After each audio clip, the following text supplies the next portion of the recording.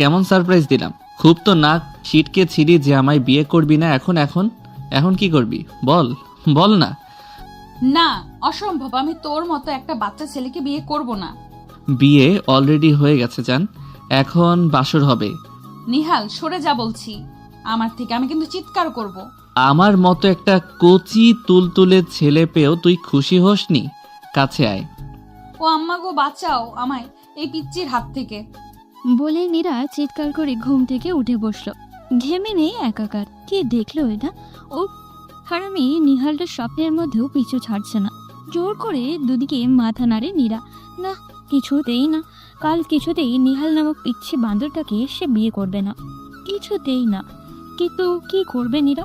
বিয়েটা ভাঙার বহু চেষ্টা করেছে নীরা, তবুও কিছুতেই কিছু হয়নি। বাবা মা চাচা চাচি সবাই এক পায়ে খাড়া হয়ে আছে তার আর নেহালের বিয়ে দেওয়ার জন্য। নীরা ছটফট করতে করতে উঠে দাঁড়ালো, ঘরের মধ্যে পায়চারি করতে লাগলো। কি করবে এখন? ভাবতে ভাবতে মনে হলো এখনই মাথার সব চুল পড়ে গেল। নীরা বারান্দায় এসে দাঁড়ালো।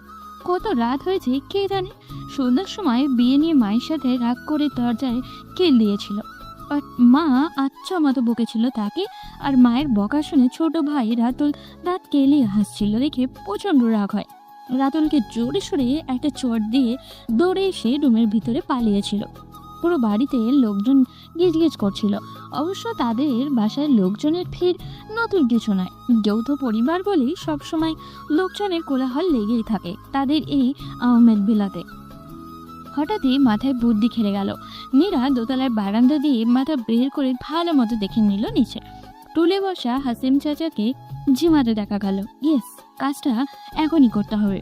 তাড়াতাড়ি রুমে ফেরত এসে নিজের পিঠের ব্যাগটা প্রয়োজনীয় জিনিস গুছিয়ে পরনের কাপড় পাল্টে নিয়ে বারান্দায় ফেরত এলো। নতুন শাড়ি দুটো নষ্ট করতে খারাপ লাগছিল নীরার। আজই চাচি আম্মা এসে দিয়ে গেছিল তাকে। ধুর, কি সব ইমোশনাল জাগছে মনে। নীরা ভাবনাগুলো পাত্তা দিল না। দ্রুত হাতে শাড়ি দুটো দিয়ে গিট দিয়ে গ্রিলের সাথে বেঁধে বার ধুয়ে ভালো মতো পরীক্ষা করে খোলা বারান্দা দিয়ে ঝুলিয়ে দিল। তারপর কাঁধে ব্যাগ ঝুলিয়ে সাবধানে শাড়িতে ঝুলে ঝুলে নিচে নেমে গেল। ভাগ্যিস পুরো বারান্দাটা গ্রিল দিয়ে ঘেরা নয়, আর নীরারা দোতলায় থাকে। তা না হলে হারামি নিহালের হাত থেকে বাঁচা যেত না কিছুতেই। শয়তান খবিস পিচ্চি কোথাকার। খুব শখ না বড় আপুকে বিয়ে করার? কাল বুঝবি আমি কি জিনিস। হাত ছাড়তে ছাড়তে ফিনল্যান্ড মার্কা একটা হাসি দিল নীরা। ব্যাগ থেকে বড় একটা চাদর বের করে নিজেকে ভালো মতো মুড়ে নিল। পা টিপে টিপে ঝোপের আড়ালে দাঁড়িয়ে থাকলো কিছুক্ষণ। গেটের সামনে হাসিন চাচা ঠায় দাঁড়িয়ে আছে। কিছুক্ষণ পরই ডাক এলো হাসিন চাচার। সে গেট থেকে সত্যি নীরা টুপ করে বেরিয়ে গেল। নীরা দ্রুত পা চালালো। যেভাবেই হোক তাড়াতাড়ি এলাকার বাইরে যেতে হবে। ভাই, এনি চান্স কেউ দেখে নিলে বিপদ আছে। আরে এত দৌড়াচ্ছিস কেন?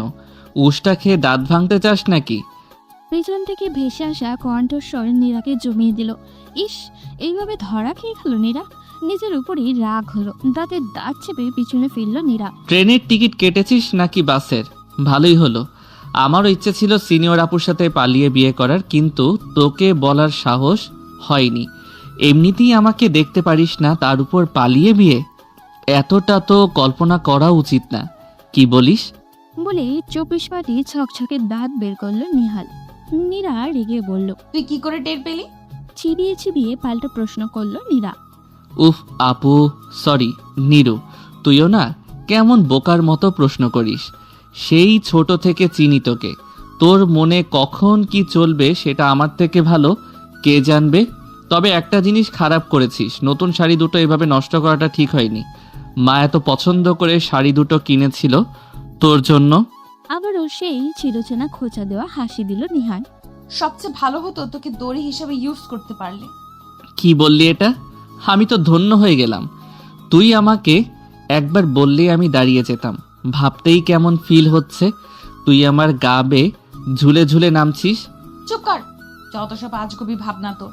নীরা চিৎকার করে বলল কথাটা। নিহাল হাসতে হাসতে বলল, নিজে বললে কিছু না, আমি বললেই দোষ। ন্যাকা। কথাটা বলে আর চোখে নীরাকে দেখে নিল নিহাল। নীরার রাগে ফেস দেখে নিহাল কথা ঘোরায়। শোন, আমি জানতাম বিয়ে না করার জন্য তুই কিছু না কিছু ঘোল অবশ্যই পাকাবি। তাই বেশি কিছু না, শুধু তোর দিকে একটু কড়া নজরদারি করতে হয়েছে। হাশেম চাচাকেও তো আমি ডাকলাম। আফটার অল তুই আমার হবু সিনিয়র বউ। তোর এতটুকু ইচ্ছে পূরণ করতে না পারলে আমার মান থাকবে বল? তুই আসলে খবিস একটা। 2 বছর বিদেশে পড়াশোনা করে নিজেকে খুব চালাক ভাবছিস না? আচ্ছা, তোর লজ্জা করে না যাকে সারা জীবন আপু ডাকলে তাকে বিয়ে করার কথা ভাবছিস? নির্লজ্জ কোথাকার। বলে আবারও হাঁটতে শুরু করলো নীরা। নিহাল কোনো কথা না বলে নীরার পাশাপাশি হাঁটতে শুরু করলো। সে আমি আগে থেকে একটু নির্লজ্জ ছিলাম, তবু তোর কমপ্লিমেন্ট শুনে গর্ব হচ্ছে। এখন বল, যাচ্ছিস কোথায়? বড় আব্বুকে বলতে হবে তো, না হলে আবার তোর প্রেশার বেড়ে যাবে। এমনিতেই তোর টেনশনে তার ঘুম হারাম হয়ে গেছে। ঢাকায় গিয়ে কি করেছিস কে জানে। আব্বু জানে? নীরা আবারও দাঁড়িয়ে গেল, যেন আকাশ থেকে পড়লো। এমন ভাবে নিহালের দিকে তাকালো নীরা। উফ, তোরে যে আমি কি করবো রে পিচ্ছি। নীরার দুহাতে গলা টিপতে গেল নিহানের। নিহাল ভয় পাওয়ার ভান করে লাফিয়ে দূরে সরে গেল। তুই একটা কুফা আমার জন্য। আমি তোকে বিয়ে করতে চাই না শয়তান, তবুও কেন পেছনে পড়ে আছিস? তোর জন্য ঠিকঠাক মতো পড়াশোনাটা করতে পারছি না। সামনে আমার সেমিস্টার ফাইনাল, আর এই সময় আমার বিয়ে দেওয়ার জন্য বাবা জোর করে ঢাকা থেকে ধরে আনলো আমায়। কি যে বলিস না তুই, সেই ছোট থেকে তোকে বউ জেনেছি। এজন্য লন্ডনে থাকাকালীন কত সুন্দরী মেয়ের প্রপোজাল ডিনাই করলাম, আর তুই কিনা বলছিস এই কথা? তুই আমায় চ্যালেঞ্জ করেছিলি যে আমায় বিয়ে করবি না জীবনেও। আমি কি করে তোর এই ইচ্ছা পূরণ হতে দেই বল? নিহালের জবাব নীরার রাগকে বাড়িয়ে দিয়ে দিল শতগুণ। সে রাগেই গজগজ করতে করতে আবার হাঁটতে শুরু করলো। আরে আরে, যাচ্ছিস কোথায় তা তো বলবি। জাহান্নামে যাবি? তুই যেতে বললে যাব, সাথে তুই থাকলে জাহান্নামও স্বর্গ আমার কাছে। তবে মানে বলছিলাম কি, সকালে আবার বিয়ের তোড়জোড় শুরু হবে। রাতে ঘুম না হলে তো তোকে আবার পেটনিদের শর্টদান্ডি লাগবে কাল বউ সাজে। তাই বলছিলাম কি, চল বাসায় ফিরে যাই। তুই যা, আমি ঢাকায় যাব। নীরু, তুই আসলেই একটা বোকা। তোর কি মনে হয় বড় আব্বু সব জেনে শুনে তোকে আমার সাথে এমনি এমনি ছাড়লো? এখন বাজে 12:37। আমি যদি তোকে নিয়ে একটার ভেতর বাসায় না ফিরি, তবে বড় আব্বু নিজে এসে তোকে ঘাট ধরে বাসায় নিয়ে যাবে। আর বড় আব্বুর রাগ তো তুই জানিসই। নীরা হাঁটা থামিয়ে লাল চোখ করে একবার নিহালের আপাদমস্তক দেখল। তার মনে হচ্ছে নিহালকে ঠাঁটিয়ে একটা চট দিতে নিজেকে ওকে সামনে দিল বাপের কথা মনে করে। ওর পালানোর প্ল্যানে বাবা আগেই বুঝতে পেরেছিল, এই জন্যই বুঝি এত শান্ত হয়ে বসে আছে। নীরা দীর্ঘশ্বাস ফেলে বাড়ির দিকে হাঁটা ধরল। এই পিচ্ছি নিহালের হাত থেকে ওর নিস্তার নেই কোনোভাবেই। এই তো গুড গার্ল, তুই সবকিছু সহজে বুঝে যাস বলেই তোকে এত ভালো লাগে। যাই বলিস, তোর আমার কেমিস্ট্রি জমবে ভালো। কি বলিস? জুনিয়র বরের সিনিয়র বউ, উফ, ভাবলেই তো আমার কেমন কেমন যেন লাগে। হ্যাঁ, খুব ভালো জমবে। বিয়েটা আগে হতে দে পিচ্ছি, তারপরে বুঝতে পারবি নিজেই। নীরা বাঘের মতো হেসে কথাগুলো বলল। ওকে দেখা মাত্রই হাসিম চাচা মুচকি হেসে গেট খুলে দিল। নিচতলায় বড় হলরুম পেরিয়ে দোতলার সিঁড়ি। নীরা ঘরে ঢুকতেই দেখলো বাবা আর 3 চাচা বসে আছে। নীরার বাবা হাসনাত নীরাকে দেখে কিছু বললেন না, বরং পেছনে থাকা নিহালকে দেখে বললেন, খেয়ে দিয়ে যেন ঘুমিয়ে পড়ে। নীরা ধূপধাপ আওয়াজে দোতলায় এলো। তার ভীষণ রাগ হচ্ছে বাবার উপরে। কেন জানি কেন বাবা এইরকম জোর করছে তাকে। নিহালের সাথে কেন বিয়েটা দিতে হবে তার? যোগ্য ছেলে কি আর একটাও নেই এই তল্লাটে? কত শখ ছিল প্রেম করে বিয়ে করবে, পড়ালেখা করে নিজের পায়ে দাঁড়াবে, অন্ততপক্ষে নিজের সমবয়সী অথবা তার থেকে একটা বড় ছেলেকে বিয়ে করবে। তা না, শেষে কি না তার থেকে বয়সে 3 বছরের ছোট ছেলেকে বিয়ে করতে হবে। সব স্বপ্ন ভেস্তে যাবে এই উজবুকের জন্য। এই যুগে এসে এমনটা করে কেউ? এখনো সেই আদিম যুগের মতো নিয়ম চলছে তাদের বাড়িতে। তাদের পরিবারের অন্তত একটা বিয়ে নাকি হতেই হবে নিজেদের ভেতরে।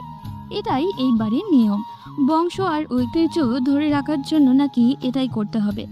দাদারও বিয়ে করতে হয়েছিল চাচাতো বোনকে, যাকে তারা এখন দাদি বলে। সেই নিয়মে সোজা চাচার বিয়ে হয়েছে তার চাচাতো বোনের সাথে। এখন নীরার বিয়ে তার জুনিয়র চাচাতো ভাই নিহালের সাথে হবে। নীরার খুব অসহ্য লাগছে এই নিয়ম। কেন এমন নিয়ম মানতে হবে? ভাই বোনের মতো বড় হয়ে এখন স্বামী স্ত্রীর মতো জীবন কাটাতে হবে, এটা নীরা কিছুতেই মানতে পারে না। তার চেয়েও বড় কথা হলো নিহালকে ছোট থেকে নীরার সহ্য হয় না। কোনো ব্যাপারে নিহালের সাথে তার মিল হয় না। নীরা ডান বললে নিহাল বাম বলে। এইরকম একজনের সাথে সারা জীবন কিভাবে কাটবে তার? নীরা প্রচন্ড মন খারাপ করে বারান্দায় বসে আকাশে মেঘে ঢাকা চাঁদটাকে দেখে। ঠান্ডা বাতাস ছুঁয়ে দিল নীরাকে, তবু তার গরম লাগছে ভীষণ। বৃষ্টি হবে নাকি? নীরা অধীর আগ্রহে বৃষ্টির জন্য অপেক্ষা করে। তোমাদের দাদাজান তার বংশের একমাত্র ছেলে ছিল। তার বাবারা 4 ভাই ছিলেন, কারোরই ছেলে ছিল না। মেয়ে ছিলাম আমরা মেলা জন। সহায় সম্পত্তি কম ছিল না। মেয়ে বেশি হওয়ার কারণে তোমাদের বড় দাদা ভীত ছিলেন সম্পত্তি কম হওয়ার, কারণ জামাইরা সবাই পরের ছেলে, কেউ ভালো কেউ মন্দ। যদিও দেখে শুনে ভালো ঘর বর খুঁজলেও জানোই তো হাতের 5 আঙ্গুল কখনো সমান হয় না। কেউ কেউ যথেষ্ট অবস্থাপন্ন হওয়ার পরেও আমাদের পারিবারিক সম্পদের লোভ ছিল তাদের। পরদাদা কি চিন্তা করেছিলেন জানি না, বংশ রক্ষা নিয়ে তার নানান রকম অদ্ভুত ভাবনা ছিল। তিনি চেয়েছিলেন বংশে অন্তত 2-1 জন থাকুক যারা একেবারেই আপন রক্ত। তাই অনেক ভেবেই বোধ হয় তিনি বংশ ও সম্পদ রক্ষার জন্য তোমার দাদাজানের সাথে আমার বিয়ে দিলেন। তোমার দাদাজান আর আমি দুজনেই যথাক্রমে তার বড় ও মেজ ছেলের পুত্র কন্যা ছিলাম। আমাদের বাকি বোনদের পারিবারিক সম্পদ থেকে খুব সামান্য অংশ করে বুঝিয়ে দেওয়া হয়, আর কড়াকড়ি আইন করে দেন যেন এই সম্পদ নিয়ে কোনো টানা হেঁচড়া না করে। তবে হ্যাঁ, মেয়ের আজীবন তাদের ইচ্ছে মতো যত খুশি বাবার বাড়িতে থেকে খেতে পারবে, এতে কোনো বাধা নেই। আমাদের কোনো কোনো বন্ধুলা ভাই এই আইনে রুষ্ট হলেও দাদার উপর দিয়ে কথা বলার সাহস কারোই ছিল না। মৃত্যুর আগে দাদাজান তোমার দাদাজানকে আমাকে ডেকে বিশেষভাবে বলে গেছেন আমরা যেন তার এই নিয়মটা অক্ষরে অক্ষরে পালন করি, এবং মেয়েদের দায়িত্ব পালনে তোমার দাদাজান যেন কখনো অবহেলা না করেন সে বিষয়ে তার কাছ থেকে কথা আদায় করে নেন। এরপর তোমার দাদাজান এই পারিবারিক সম্পদ বাড়িয়েছেন বহু গুণ। কোনো কারণে তোমাদের বাবার বিয়েটা আত্মীয়দের মধ্যে দিতে পারেনি, তবে তার সে স্বাদ নিহালের বাবার দিয়ে পূরণ করেছিলেন। তোমার আর নিহালের বিয়ের সিদ্ধান্ত তোমার বাবা বা চাচা কারোরই নয়, সেটা সম্পূর্ণ তোমাদের দাদাজানের সিদ্ধান্ত। পরবর্তী বংশগতি ঠিক থাকবে কিনা সেই সব নিয়ে তিনি খুব ভীত ছিলেন, তাই হয়তো তোমাদের দাদাজান এই সিদ্ধান্ত নেয়। এটা তার শেষ আদেশ ছিল আমার প্রতি। আমি কেবল তার ইচ্ছে পূরণ করেছি। তোমরা এই যুগের ছেলে মেয়ে, এইসব নিয়ম কানুন হয়তো তোমাদের কাছে কিছুই মনে হবে না, কিন্তু তবুও আমি নিরুপায় বুবু। তুমি আমার উপর রাগ করো না। এই বুড়ি মানুষটা শেষ বয়সে এসে তোমাদের উপর নিজের ইচ্ছা নিচে চাপাই দিচ্ছে বলে রাগ হইও না গো বুবু। নীরা দাদির কোলে শুয়ে আছে, চোখ দিয়ে জল গড়িয়ে পড়ল 2 ফোঁটা। আদৌ দাদির কথাগুলো তার কানে গেছে কিনা বোঝা গেল না। নীরা আলতো করে জল মুছে নিল। জুমার নামাজের পর একেবারে আড়ম্বর আয়োজনে বিয়ে হলো নীরা আর নেহালের। তারপর থেকে নীরা নিজের ঘরের দরজা বন্ধ করে কেঁদেই যাচ্ছে। সারাদিন না খেয়েই আছে নীরা। বিকেলে না পেরে তার দাদি নিজের নাতি নাতনি দুজনকেই নিজের কাছে ডেকে পাঠিয়েছেন। নীরার নীরবতায় ফুলবানু নীরার থুতনিতে হাত দিয়ে মুখটা তুলল। কেঁদে কেঁদে নীরার চোখ একদমই লাল, ফুলে টসটসে হয়ে আছে।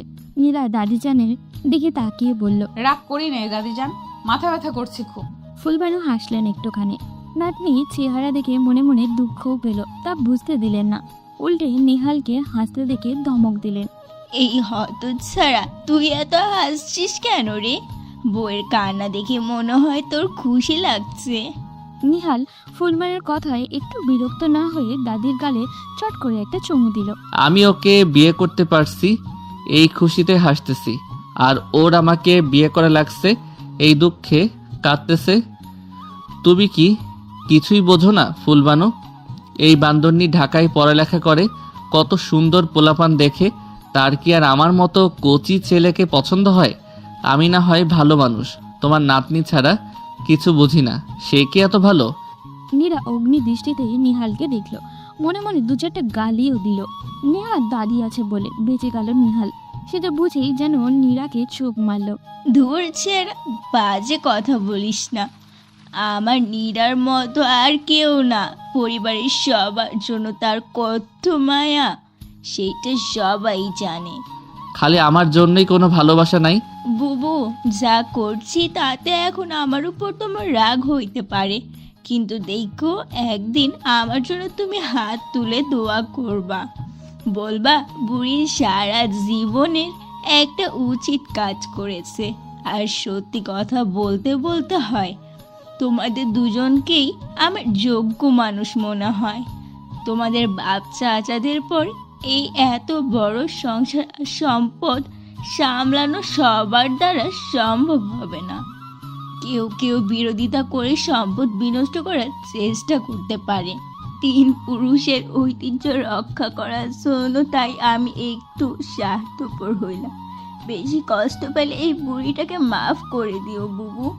নীরা উঠে বসে ফুলবানুর হাত চেপে ধরল। ছি ছি জাদিজান, কি করো এসব? মাফ চেয়ে আমাকে অপরাধী বানিও না, তুমি দোয়া করো আমার জন্য। এই চেহারা এদিকে আয়। ফুলবানু নীরার হাত ধরে রেখে নিহালকে ডাকে, তার হাতে নীরার হাত দিয়ে বলে, আজ থেকে তোরা দুইজন এক মানুষ, সব সময় একজন আরেকজনকে দেখে রাখবি, একজন আরেকজনকে বোঝার চেষ্টা করবি। জীবনে সফর অনেক লম্বা, যত ঝড়ে ঝাপটা আসুক না কেন, কেউ কোনো দিন একজন আরেকজনকে ছেড়ে যাওয়ার কথা ভাববি না। আর আমার বুবুরে কোনো দিন কষ্ট দিবি না, বুঝলি? সে না চাইতেও আমার কথা মান রেখে তোকে বিয়ে করেছে।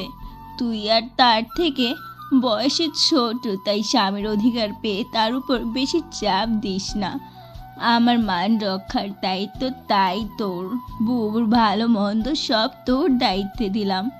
নিহাল এই প্রথমবারের মতো নীরার হাত ধরার সুযোগ পেয়ে যেন লুফে নিল। নীরার হাতটি আঁকড়ে ধরে আলতো করে চুমু দিল দাদির চোখের আড়ালে।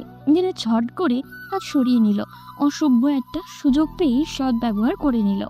নীরার রাগ দেখে নিহাল তার স্বভাব মতো বিটকেল মার্কা একটা হাসি দিল। বুবু, এইবার যাও, তৈয়ার হও শ্বশুর বাড়ি যাওয়ার জন্য। শ্বশুরবাড়ি আবার কোথায় পেলে গো ফুলবানো? রানী সাহেবা কষ্ট করে দোতলা থেকে 4 তলায় যাবেন। দূরে বিয়ে হলে বুঝতো মজা, কাছে কাছে তাই কিছু টের পায় না তোমার আদরি, বুঝলে বুড়ি? ও টের না পাওয়ার জন্যই তোর সাথে বিয়া দিছি, বুঝছস? ওরে যদি বেশি জ্বালাস না, তবে তোর কান ঠিক এইভাবে টেনে ধরে নিব। ফুলবানু নিহালের কান টেনে ধরল। উফ বুড়ি ছাড়ো বলছি, খুব ব্যথা পাচ্ছি। ফুলবানু কান ছাড়তেই নিহাল 2 হাত দূরে গিয়ে দাঁড়ালো। মনে রাখিস, যেমন দাদি তেমন তার নাতনি, একেবারে ডাকাত রানী। নীরার একটু মজা লাগলো না এইসব দেখে, ওর বরং চিন্তা হচ্ছে আজ রাতে নিহাল কি করবে। এই ছেলেকে একটু বিশ্বাস করা যায় না, তবে উল্টো পাল্টা কিছু করলে নীরা নিজেকে শেষ করে দিবে। ঠিক করেছে। 4 তলায় আসার সময় নীরা মুখ কাট করে রাখলো না, একটু হাসলো না কাঁদলো। হতাশ মুখে বাবা মা চাচা চাচি সালাম করলো। চাচাতো ফুপাতো ভাই বোনগুলো দুষ্টুমির মেজাজে থাকলেও নীরার মুখের ভাব দেখে কেউ আর কিছু বলার সাহস পেল না, মজা করতেও না। পরে ওরা মনে মনে গালি দিয়ে নীরার গোষ্ঠী উদ্ধার করলেও মুখে কিছু বলতে পারল না। পারিবারিক রীতি শেষ হতেই নিহালকে ভাই বোনরা ঘিরে ধরল। ভাইয়া, এ কেমন বিয়ে হলো তোমাদের? কোনো মজা নাই? চাচার ছেলে আয়াজ বলল কথা। ছোট চাচার 2 যমজ মেয়ে মৌমি আর সৌমি তাল মেলালো। হ্যাঁ ভাইয়া, নীরাপুর বিয়েতে কত মজা করবো ভেবেছিলাম, অথচ কিছুই হলো না। বাকি সবাই হই হই করে উঠল। তারা পার্টি যায় আলাদা ভাবে, কোনো চাইনিজে। নিহাল হাত দেখায়। ঠিক আছে, ঢাকায় যাওয়ার আগে তোদের সবাইকে চাইনিজ খাওয়াবো, চলবে? আর তাছাড়া বিয়ের একটা অনুষ্ঠান তো হবেই পরে, এত অস্থির হচ্ছিস কেন তোরা? যে কবে হবে তার ঠিক আছে কোনো? আপুর যা মেজাজ, দেখে গেল কোনো অনুষ্ঠান করতে দেবে না বড় আব্বুকে। আচ্ছা ঠিক আছে, চাইনিজ খাওয়াবো বললাম তো। ভাইয়া, নীরা আপুকে এসব ব্যাপারে কিছুই জানাবে না, কিন্তু আপু কোনো ঠিক নেই। শেষমেশ দেখা যাবে আমাদের ওইখানেই বাতিল। কথাটা রাতুল ভয়ে ভয়ে বলল। কাল রাতে বোনের হাতে মারটা বেশ জোরেই পড়েছিল। মনে পড়লে গায়ে হাত ঘষল রাতুল। আচ্ছা যা বলবো নে, এখন তোরা শুতে যা, তো অনেক রাত হয়েছে। ভাই বোনদের বিদায় দিয়ে নিহাল নিজেদের রুমে এলো। এই প্রথম একটু বুক কাঁপছে তার। এই রুমে কেবল নীরা আর সে থাকবে, না থাকবে কোনো আড়াল, না লুকোনোর জায়গা। মেয়ের যা মেজাজ, এতক্ষণে সবাই ছিল তাই সামলে নেওয়া গেছে। এখন ওকে দেখে কি বলবে কে জানে। দুরু বুকে ঘরে ঢুকে সাবধানে দরজায় লক করলো নিহাল। রুমে নীরা নেই। নিহাল বারান্দা দেখে এলো, সেখানেও নেই। দাঁড়িয়ে ভাবছিল কোথায় গেল, তখনই নীরা ওয়াশরুম থেকে বেরিয়ে এলো। নীরাকে দেখে পাক্কা 2 মিনিট থম মেরে থাকলো নিহাল। হালকা গোলাপি রঙের শাড়িতে সদ্য গোসল সেরে আসা নীরা যেন স্নিগ্ধ নদী। চুলগুলো তোয়ালে পেঁচানো, তখন মুখটা মলিন হয়ে ভেজা ভেজা চোখ দুটো মায়ার সাগর। ফর্সা গাল দুটো লাল হয়ে আছে, পাতলা ঠোঁটজোড়া শীতে কাঁপছে মৃদু। নিহাল আলমারি থেকে শাল বের করে নীরার গায়ে জড়িয়ে দিল। সবার রাগ নিজের উপর দেখানোর কি দরকার নীরা? এই শীতের রাতে কেউ গোসল করে? নীরা কোনো জবাব দিল না। আয়নার সামনে বসে তোয়ালে খুলে মাথা মুছতে লাগলো। নিহালের খুব ইচ্ছে করছে নিজের হাতেই নীরার চুলগুলো মুছে দিতে। যদিও নীরার ভিজা চুল দেখে তার শীত লাগছে কিছুটা। নিহাল বিছানায় আটশোয়া হয়ে নীরাকে দেখতে লাগলো। হঠাৎ আয়নায় চোখ পড়তেই নীরা ভ্রু কুঁচকে নিহালের দিকে তাকালো। কি দেখছিস পিচ্চি? তোকে? কেন আগে দেখিসনি? সে তো ন্যাংটো কাল থেকে দেখছি। ফিক করে হেসে দিল নিহাল। নীরার মেজার জন্য ঘি পড়ল। তোয়ালে হাতে নিয়েই দাঁড়িয়ে গেল। সব সময় এত বাজে কথা বলিস কেন? আমার চেয়ে 3 বছরের ছোট তুই। থেকে আমায় ন্যাংটোকালে দেখলি তুই? উল্টো তোকে কোলে নিয়ে ঘুরেছি আমি। তোর কোলে উঠে তবে তো দেখেছি। কচু দেখেছিস? তুই জানিস সেই মেজের মেয়েরা ছেলেদের চেয়ে মানসিকভাবে 2 থেকে 3 বছরের বড় হয়। সেখানে আমি যদি তোর 3 বছরের বড় হই, তাহলে হিসাব করলে তোর থেকে 6 বছরের বড় আমি। ও তাই নাকি? তাহলে তো তুই সবকিছু আমার চাইতে অনেক বেশি জানিস। তবে বল, আজ তুই আমায় সালাম করলি না কেন? মানে তোকে কেন সালাম করব? নীরা বিরক্তিকর কণ্ঠে বলল। করবি না কেন? তুই জানিস না বাসরাতে স্বামীকে সালাম করতে হয়? শখ কত! আমার বই গেছে তোর মতো পিচ্চিকে সালাম করতে। বই তো গেছে, আমি তোর স্বামী, তোর গুরুজন। সালাম তো তোকে করতেই হবে। নে এবার সালাম কর। নিহাল উঠে এসে নীরার সামনে দাঁড়ালো। পারবো না তোকে স্বামী বলে মানলে তো। বলেই নীরা পা বাড়ালো বারান্দার উদ্দেশ্যে। হাতে তোয়ালেটা মেলে দেবে ভাবলো, কিন্তু তার আগেই মাথা ঘুরে গেল মনে হলো।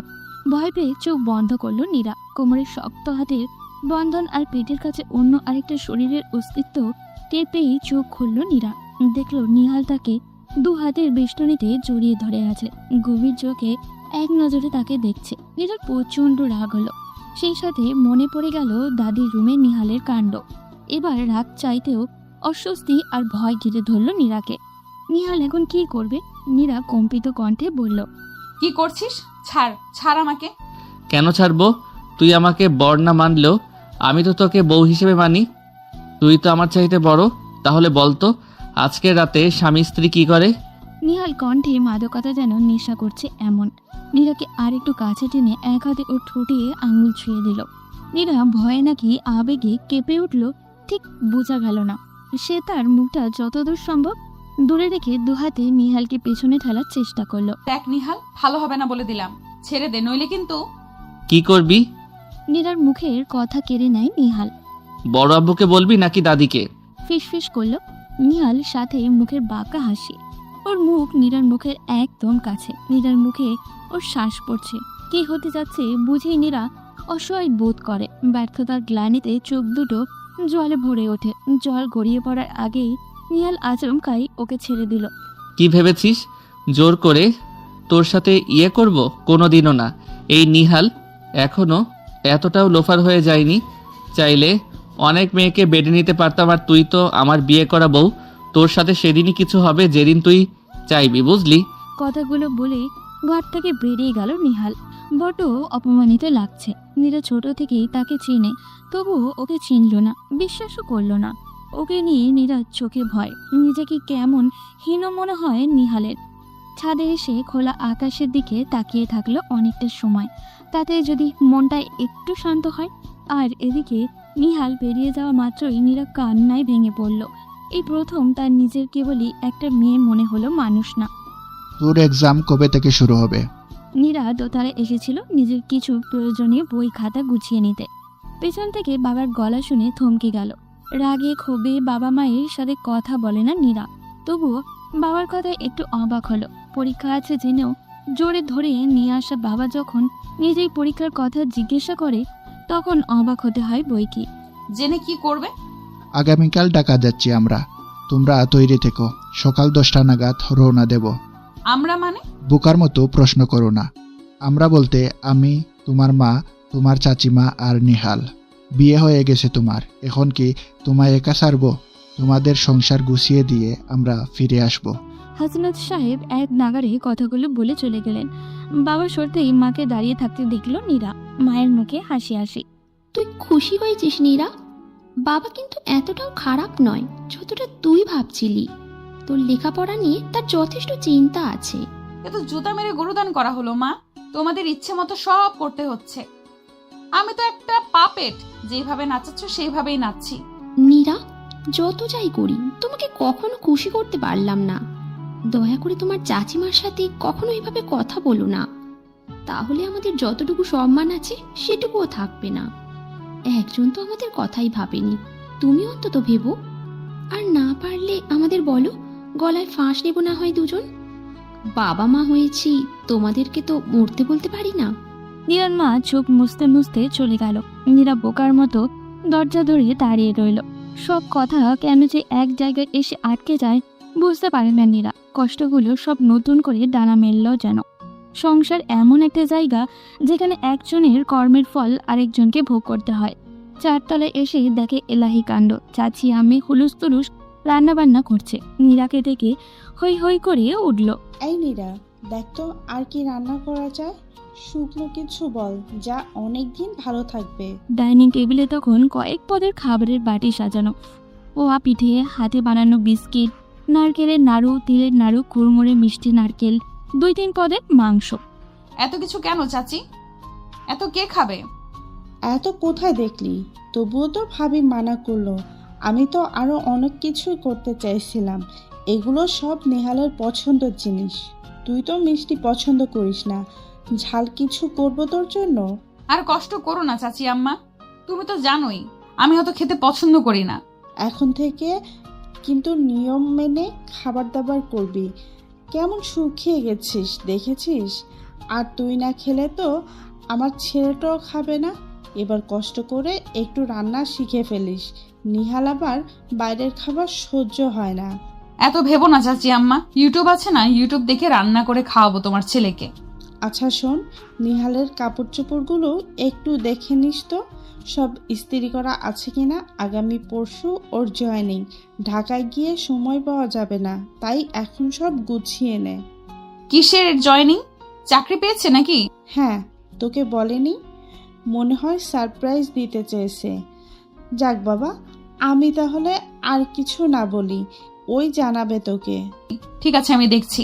আরো কিছু বলতে গিয়েও নিজেকে সামলে নিল নীরা। নিহালের চাকরি হয়েছে ঢাকায়, অথচ ওকে কিছু বলেনি। না বলুক, আমার কি তাতে? নিজেকে সান্ত্বনা দিল নীরা।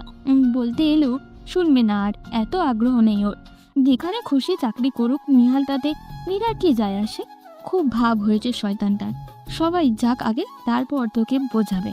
নীরা মনে মনে ফোন দিয়াতে নিহালকে সায়স্তা করে। যদিও সেই দিনের পর থেকে নিহাল সবার সামনে স্বাভাবিক থাকলেও ঘরের ভেতর ওর সাথে কথা বলে না তেমন একটা। নীরাও ওকে ঘাটায় না। এমনিতে নিহালের গায়ে পড়ার স্বভাব ভালো লাগে না, কিন্তু তবুও চাকরির কথাটা জেনে মনটা কেমন জানি খচখচ করছে। এত বড় খবর ওকে কেন দিল না নিহাল? ভাবি, ফ্ল্যাটটা ভারী সুন্দর হয়েছে, কি বলো? তার বলতে 4-5টা খোলামেলাও আছে। ঢাকার অন্যান্য জায়গার মতো গুমোট না। বারান্দাগুলো দেখো, বেশ বড়। হ্যাঁ ভাবি, ভালোই হলো, আমরাও মাঝে মাঝে এসে থাকতে পারবো। সেজন্যই তো এত বড় ফ্ল্যাট নেওয়া। নিহালের বুদ্ধিতেই তো কেনা হলো। অবশ্য ও না বললে তোমার ভাই কি রাজি হতো জীবনে? তা যা বলেছ ভাবি, যেভাবেই কেনা হোক, বেশ একটা কাজের কাজ হয়েছে। কি বলো? ছেলে মেয়েগুলো প্রায় ঢাকায় আসার বায়না করে। এখন নীরা আর নিহাল থাকবে, কেউ আসতে চাইলে আমাদের আর কোনো চিন্তা করতে হবে না। হ্যাঁ ভাবি। নীরা আড়ালে দাঁড়িয়ে মা আর চাচির কথাগুলোই শুনছিল। হঠাৎই নিহালের ডাকে চমকে উঠল। কিরে, আড়ালে দাঁড়িয়ে কি শুনছিস? তুই তো দেখি বিরাট কুটনি। আজে বাজে বকবি না একদম। নীরা আঙুল উঁচিয়ে শাসায় নিহালকে। নিহাল নীরার সেই আঙুল নিজের আঙুলের সাথে পেঁচিয়ে নিল। বকলে কি করবি? নিহাল, ভালো হবে না বলে দিলাম। নিহাল, ভালো হবে না বলে দিলাম? তুই এই হুমকি দেওয়া ছাড়া আর পারিসটা কি? যাই হোক, তোর সাথে এত আলাপ করার শখ নেই আমার। চল, বড় আব্বু ডেকেছে দুইজনকে। নীরা আর কথা না বাড়িয়ে নিহালের পিছু পিছু হাঁটা দিল। বসো তোমরা, কাল ব্যস্ত থাকবো আর পরশু ভোরে উঠেই চলে যাব, তাই ভাবলাম আজকে এই কথাগুলো বলে নেই। জি বড় আব্বু, বলুন। ঢাকায় তো অনেক আগেই ফ্ল্যাট কিনতে পারতাম, কিন্তু কিনিনি। তোমাদের ছোট চাচা আবেদ অনেক আগে থেকে ঢাকায় এসে থাকতে চেয়েছিল। মাকে তো জানোই, সে কিছুতেই রাজি হয়নি। যেন তেন ভাবে আমাদের 4 ভাইকে মা একসাথে এক জায়গায় রাখতে পেরেছে, কিন্তু তোমাদের বেলায় কি হবে কে জানে। তোমরা দুজনে যথেষ্ট বুঝদার আছো, তাই আশা করি এত কিছু বুঝিয়ে বলতে হবে না। মা বলল বলেই এই ফ্ল্যাট কেনা। আমাদের বাড়ি থেকে যেই আসুক এখানেই এসে থাকবে। নীরার পড়া শেষ হওয়া পর্যন্ত তোমাদের ঢাকায় থাকতে মানা নেই, কিংবা আমি আর তোমার বাবা যতদিন বেঁচে আছি ততদিনও কোনো সমস্যা নেই। তবে একথাও মাথায় রেখো যে আমাদের পরে পরিবারের হাল তোমাদেরই ধরতে হবে। কাজেই পরিবারের বাইরে আলাদাভাবে নিজেদের নিয়ে কোনো চিন্তা করো না। তোমরা বড়, বাকিরা তোমাদের দেখেই শিখবে। আশা করি সেভাবেই চলাফেরা করবে। আর হ্যাঁ, যাদের সাথে আমরা কোনো সম্পর্ক রাখি নাই তাদের সাথে যেন তোমরা কোনো যোগাযোগ না করো। পরিবারের একতা আর মান সম্মান ভাবনা যেন সবার আগে ভাবো। তোমাদের দুজনের কাছ থেকে এটাই আশা করি। মাথায় থাকবে বাবা। থাকলেই ভালো, অন্তত তোমার কাছ থেকে যেন তোমার ছোট বোনরা ভালো কিছু শেখে। বড় আব্বু, আপনি কিছু ভাববেন না, আমরা ঠিক সামলে নেব। আর যখনই সুযোগ হবে আমরা দুজন বাড়ি চলে যাব। হাসনাত সাহেবের মাথা দুলিয়ে উঠে পড়ল। নীরার হঠাৎ বাবাকে দেখে মনে হলো যে বাবা অনেক হাঁপিয়ে গেছে। কেমন নিষ্প্রাণ দেখালো বাবাকে আজ। আব্বু, তোমার কি শরীর খারাপ? নীরা হঠাৎ করেই পেছন থেকে জিজ্ঞাসা করে কথাটা। হাসনাত সাহেব অবাক হয়ে মেয়ের দিকে ঘুরলেন। কদিন মেয়ের অভিমান মাখা মুখ দেখে ব্যথিত ছিলেন, আজ মেয়ের কনসার্স দেখে মনটা খুশি হলো। যাক, মেয়ে তবে তাকে নিয়ে ভাবে না তো, ঠিকই আছে। জার্নি করে এসেছি, এজন্যই হয়তো ক্লান্ত লাগছে। ঠিক হয়ে যাবে। নীরার মনটা তবু খচখচ করছে। ওকে নিয়ে আবার বাবার মন খারাপ নয় তো? বিয়ে নিয়ে কি বেশি রিয়াক্ট করে ফেলেছিল নীরা? নিহালের জায়গায় অন্য কেউ হলে হয়তো এতটা ভাবতো না, কিন্তু নিহালটাকে তো ওর সহ্যই হয় না কিছুতেই। দীর্ঘ খরার পরে বৃষ্টিটা বরাবরই আশীর্বাদ মনে হয়, অথচ সেদিনে ঝড় বৃষ্টি তাদের জীবনে ঝড় বয়ে এনেছিল। কিভাবে ভুলে যাবে সেই দিন? সেদিনের পর থেকে সে মনে প্রাণে নিহালকে ঘৃণা করে। নিহালের কারণেই তো ওর বাবা মায়ের মনে বিশাল ক্ষত তৈরি হয়েছে। এই জীবনে কিছুতেই মাফ করবে না ওকে। স্বামী হিসেবে মেনে নেওয়ার তো প্রশ্নই ওঠে না। অতীত মনে করে মুখের রেখাগুলো কঠিন হয়ে ওঠে নীরার। সারপ্রাইজ! সমস্বরে চিৎকার শুনে নীরার যান যাওয়ার উপক্রম। দরজার ওপাশে তার ছোট ভাই বোনের বিশাল দল হাসি মুখে দাঁড়িয়ে আছে। নীরা মন খারাপ ভাব লুকিয়ে ঘরে ঢুকতে ঢুকতে জিজ্ঞাসা করলো, তোরা কখন এলি? আর সবাই একসাথে এলিই বা কিভাবে? মৌমি সৌমি দুপাশ থেকে এসে জড়িয়ে ধরলো নীরাকে। দুই বোন পালক্রমে বলে খিলখিল করে হেসে বলল, ভাইয়ার প্রথম স্যালারি হয়ে গেছে গো আপনি। ভাইয়া আমাদের সবাইকে ট্রিট দিবে। সবাইকে ম্যানেজ করে আসতে অবশ্যই একটু প্যারা হয়েছে, তবুও এবার বাবা মা সবাইকে দ্বিতীয়বার হানিমুনের সুযোগ দিয়ে দেয়। আমরা দল বেঁধে ঢাকায়। ভালো করেছি না আব্বু? আসলে কিসে এতজন একসাথে? মাইক্রো ঠিক করে দিয়েছিল চাচ্ছু, গান গাইতে গাইতে চলে এলাম। দারুণ মজা লেগেছে। কি বলিস রে তোরা? বাকিরা সবাই হই হই করে গলা মেলায়। ড্রয়িং রুমের সোফা আর ফ্লোরে সবাই ছড়িয়ে ছিটিয়ে বসে আছে। নিহালকে খুঁজল নীরা, কোথায় সে? তখন রাতুল বলল, আমরা তো তোমাকে না বলেই চাইনিজ খেতে চেয়েছিলাম, সেটা তো বিগত রাতেও খাওয়ালেও হতো, কিন্তু ভাইয়া তো একটু বেশিই ভালো, তাই একেবারেই ঢাকায়। আপনি তুমি আবার রাগ করনি তো তোমাকে না বলে এলাম বলে?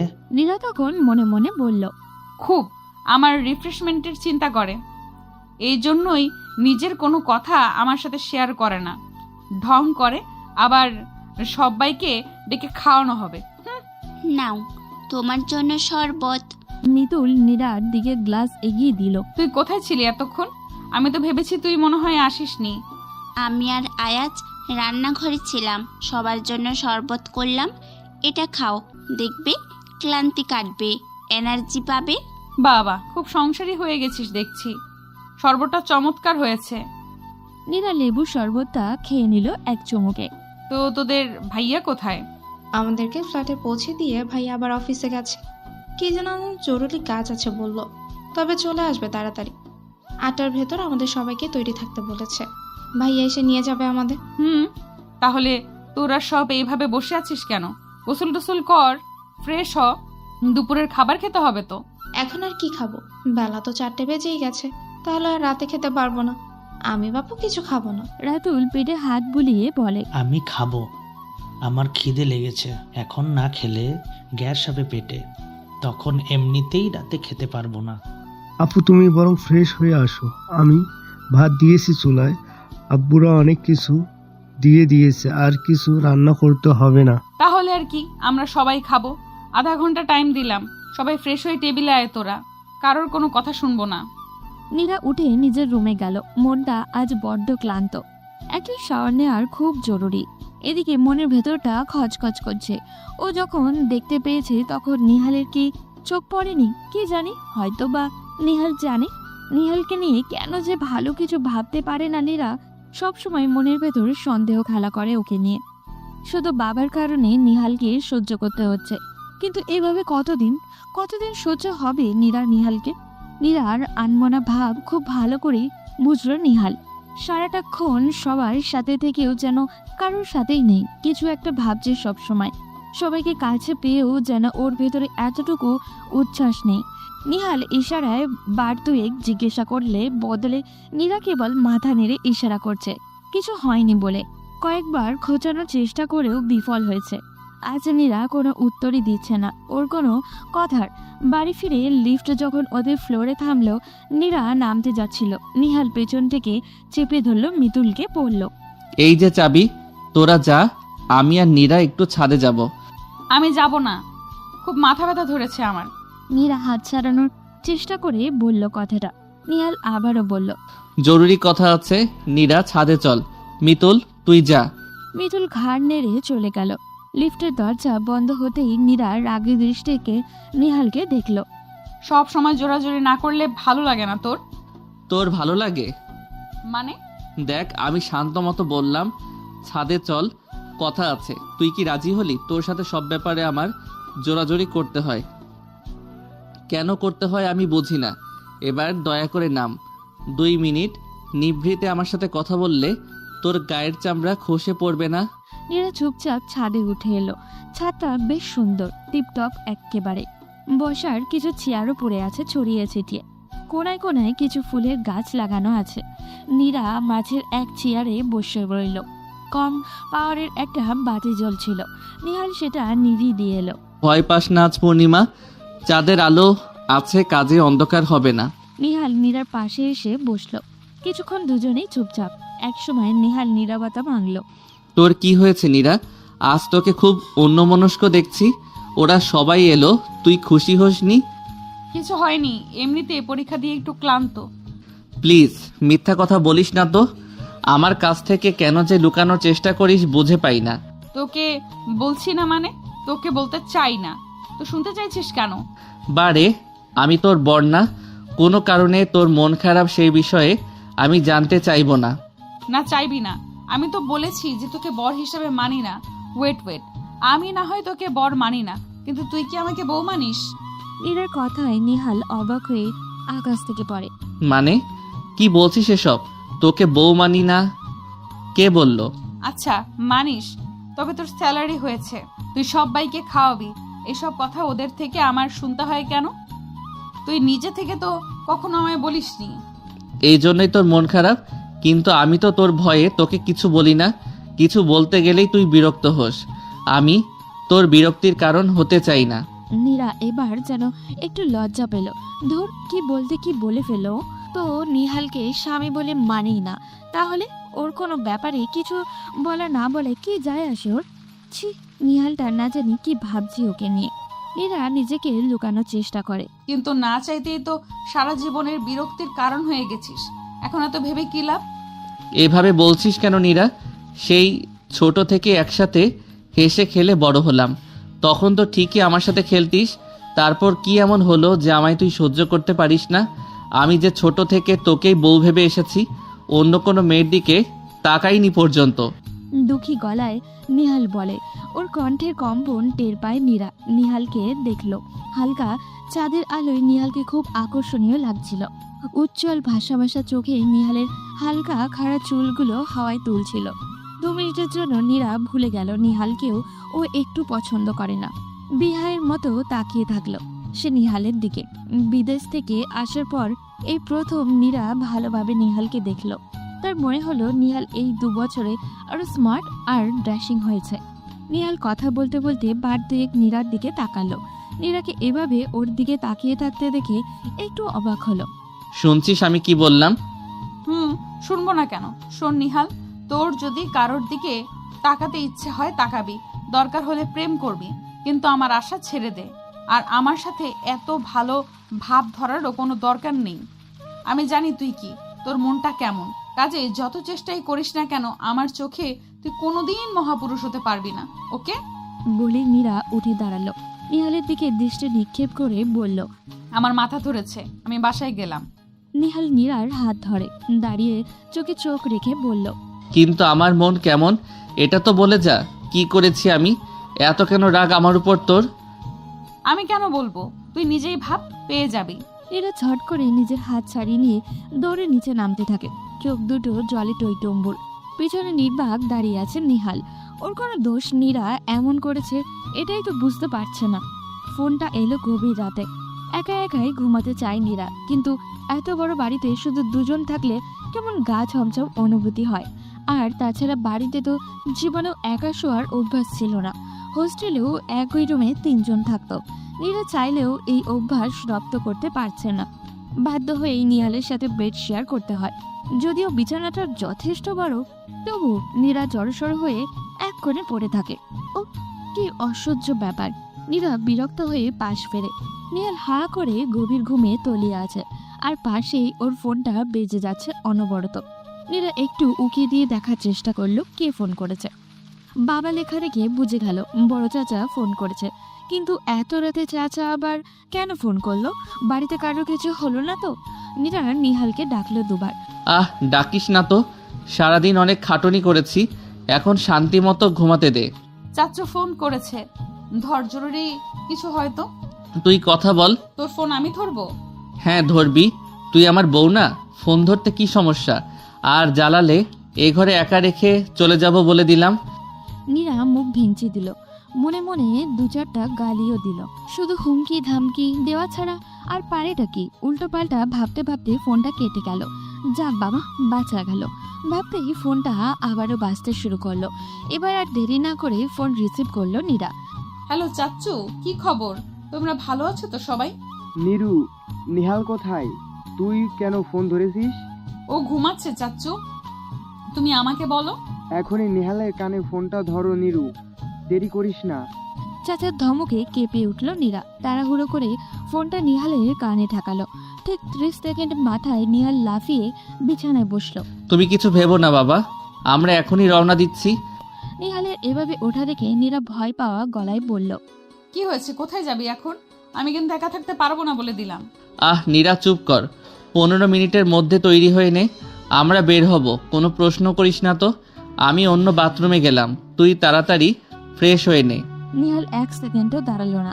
নীরা কিছু বুঝতে পারছে না এত রাতে কেন যেতে হবে। বাবার কিছু হয়নি তো? অজানা ভয়ে নীরার বুক কেঁপে উঠল। রাতের আধারে গাড়ি ছুটে চলেছে বগুড়ার দিকে। গাড়ি দেখে অবাক হয়েছিল নীরা। এত রাতে নিহাল কিভাবে গাড়ি ম্যানেজ করলো কে জানে।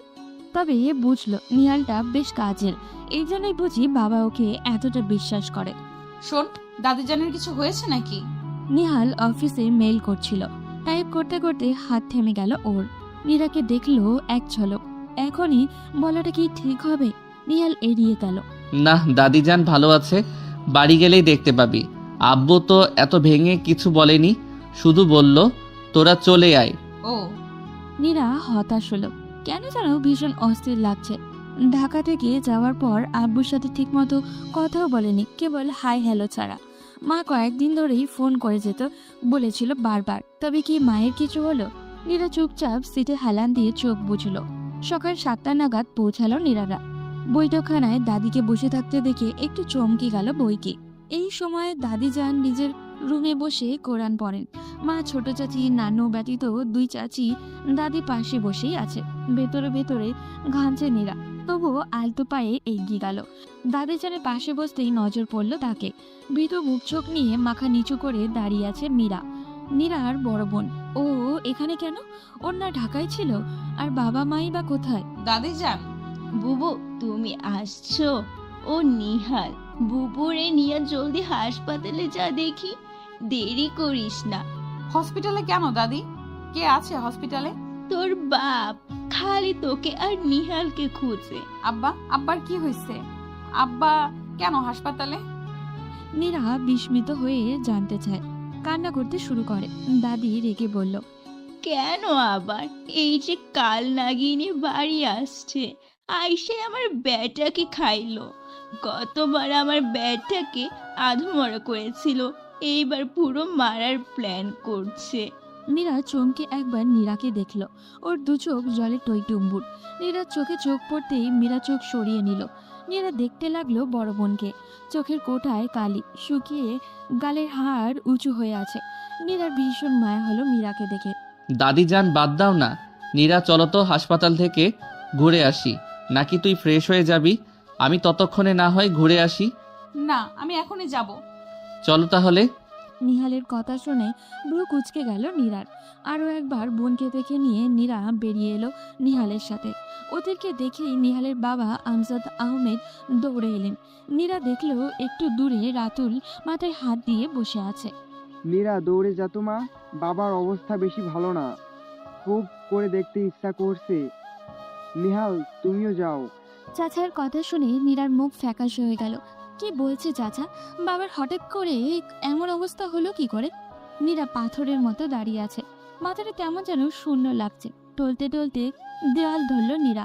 ওর অবস্থা বুঝেই নিহাল এসে পেছন থেকে জাপটে ধরল নীরাকে। নীরা কেবল ঘোলাটে চোখে নিহালের পানেই চাইল। প্রাণপণে কান্না আটকানোর চেষ্টায় ঠোঁটজোড়া কামড়ে ধরল। অস্ফুট স্বরে বলল, বাবা। কাঁদিস না প্লিজ, তোকে কাঁদতে দেখলে বড় মা ভেঙে পড়বে। নীরা নিজেকে সামলে নেওয়ার ব্যর্থ চেষ্টা করে। বাবার মুখে অক্সিজেন মাস্ক লাগানো, মনিটরে হার্টবিট দেখা যাচ্ছে। মা বাবার দিকে তাকিয়ে আছে নিষ্পলক চোখে। নীরা যেতেই মা ফিসফিস করলো, বাবাকে ডাক নীরা, দেখ কেমন ঘুমিয়ে আছে। এই নিহাল, তুই ডাক, তোকে বেশি ভালোবাসে, দেখবি তোর ডাকে সাড়া দেবে। নীরা বাবার কানের কাছে মুখ নিয়ে দুবার বাবা বাবা বলে ডাকে। হাসনাত সাহেব সত্যি সত্যি চোখ মেলে। মুখের সামনে নীরাকে ঝুঁকে থাকতে দেখে একটু হাসি ফোটে তার। আলতো করে হাত তুলে নীরাকে কাছে ডাকেন, বিড়বিড় করে কিছু একটা বলেন। নীরা বোঝে না। নীরা অসহায় হয়ে নিহালের দিকে তাকালো। নিহাল ঝুঁকে বলল, বড় আব্বু কি বলছেন? হাসনাত সাহেব দুর্বল হাতে নিহালের হাতটা ধরেন। ইশারায় নীরাকে ডাকে, 2টো হাত এক করার চেষ্টা করেন। নিহাল বুঝতে পেরেই শক্ত করে নীরার হাতটা ধরে। বড় আব্বু, আপনি কিছু ভাববেন না, আমি সব সামলে নেব। আপনি শুধু সুস্থ হয়ে যান। হাসনাত সাহেব একটু হাসার চেষ্টা করেন, আশ্বস্ত হয়ে চোখ বন্ধ করেন। বাবাকে এমন দেখে নীরার ভীষণ কান্না পায়। সে দৌড়ে বেরিয়ে আসে বাইরে।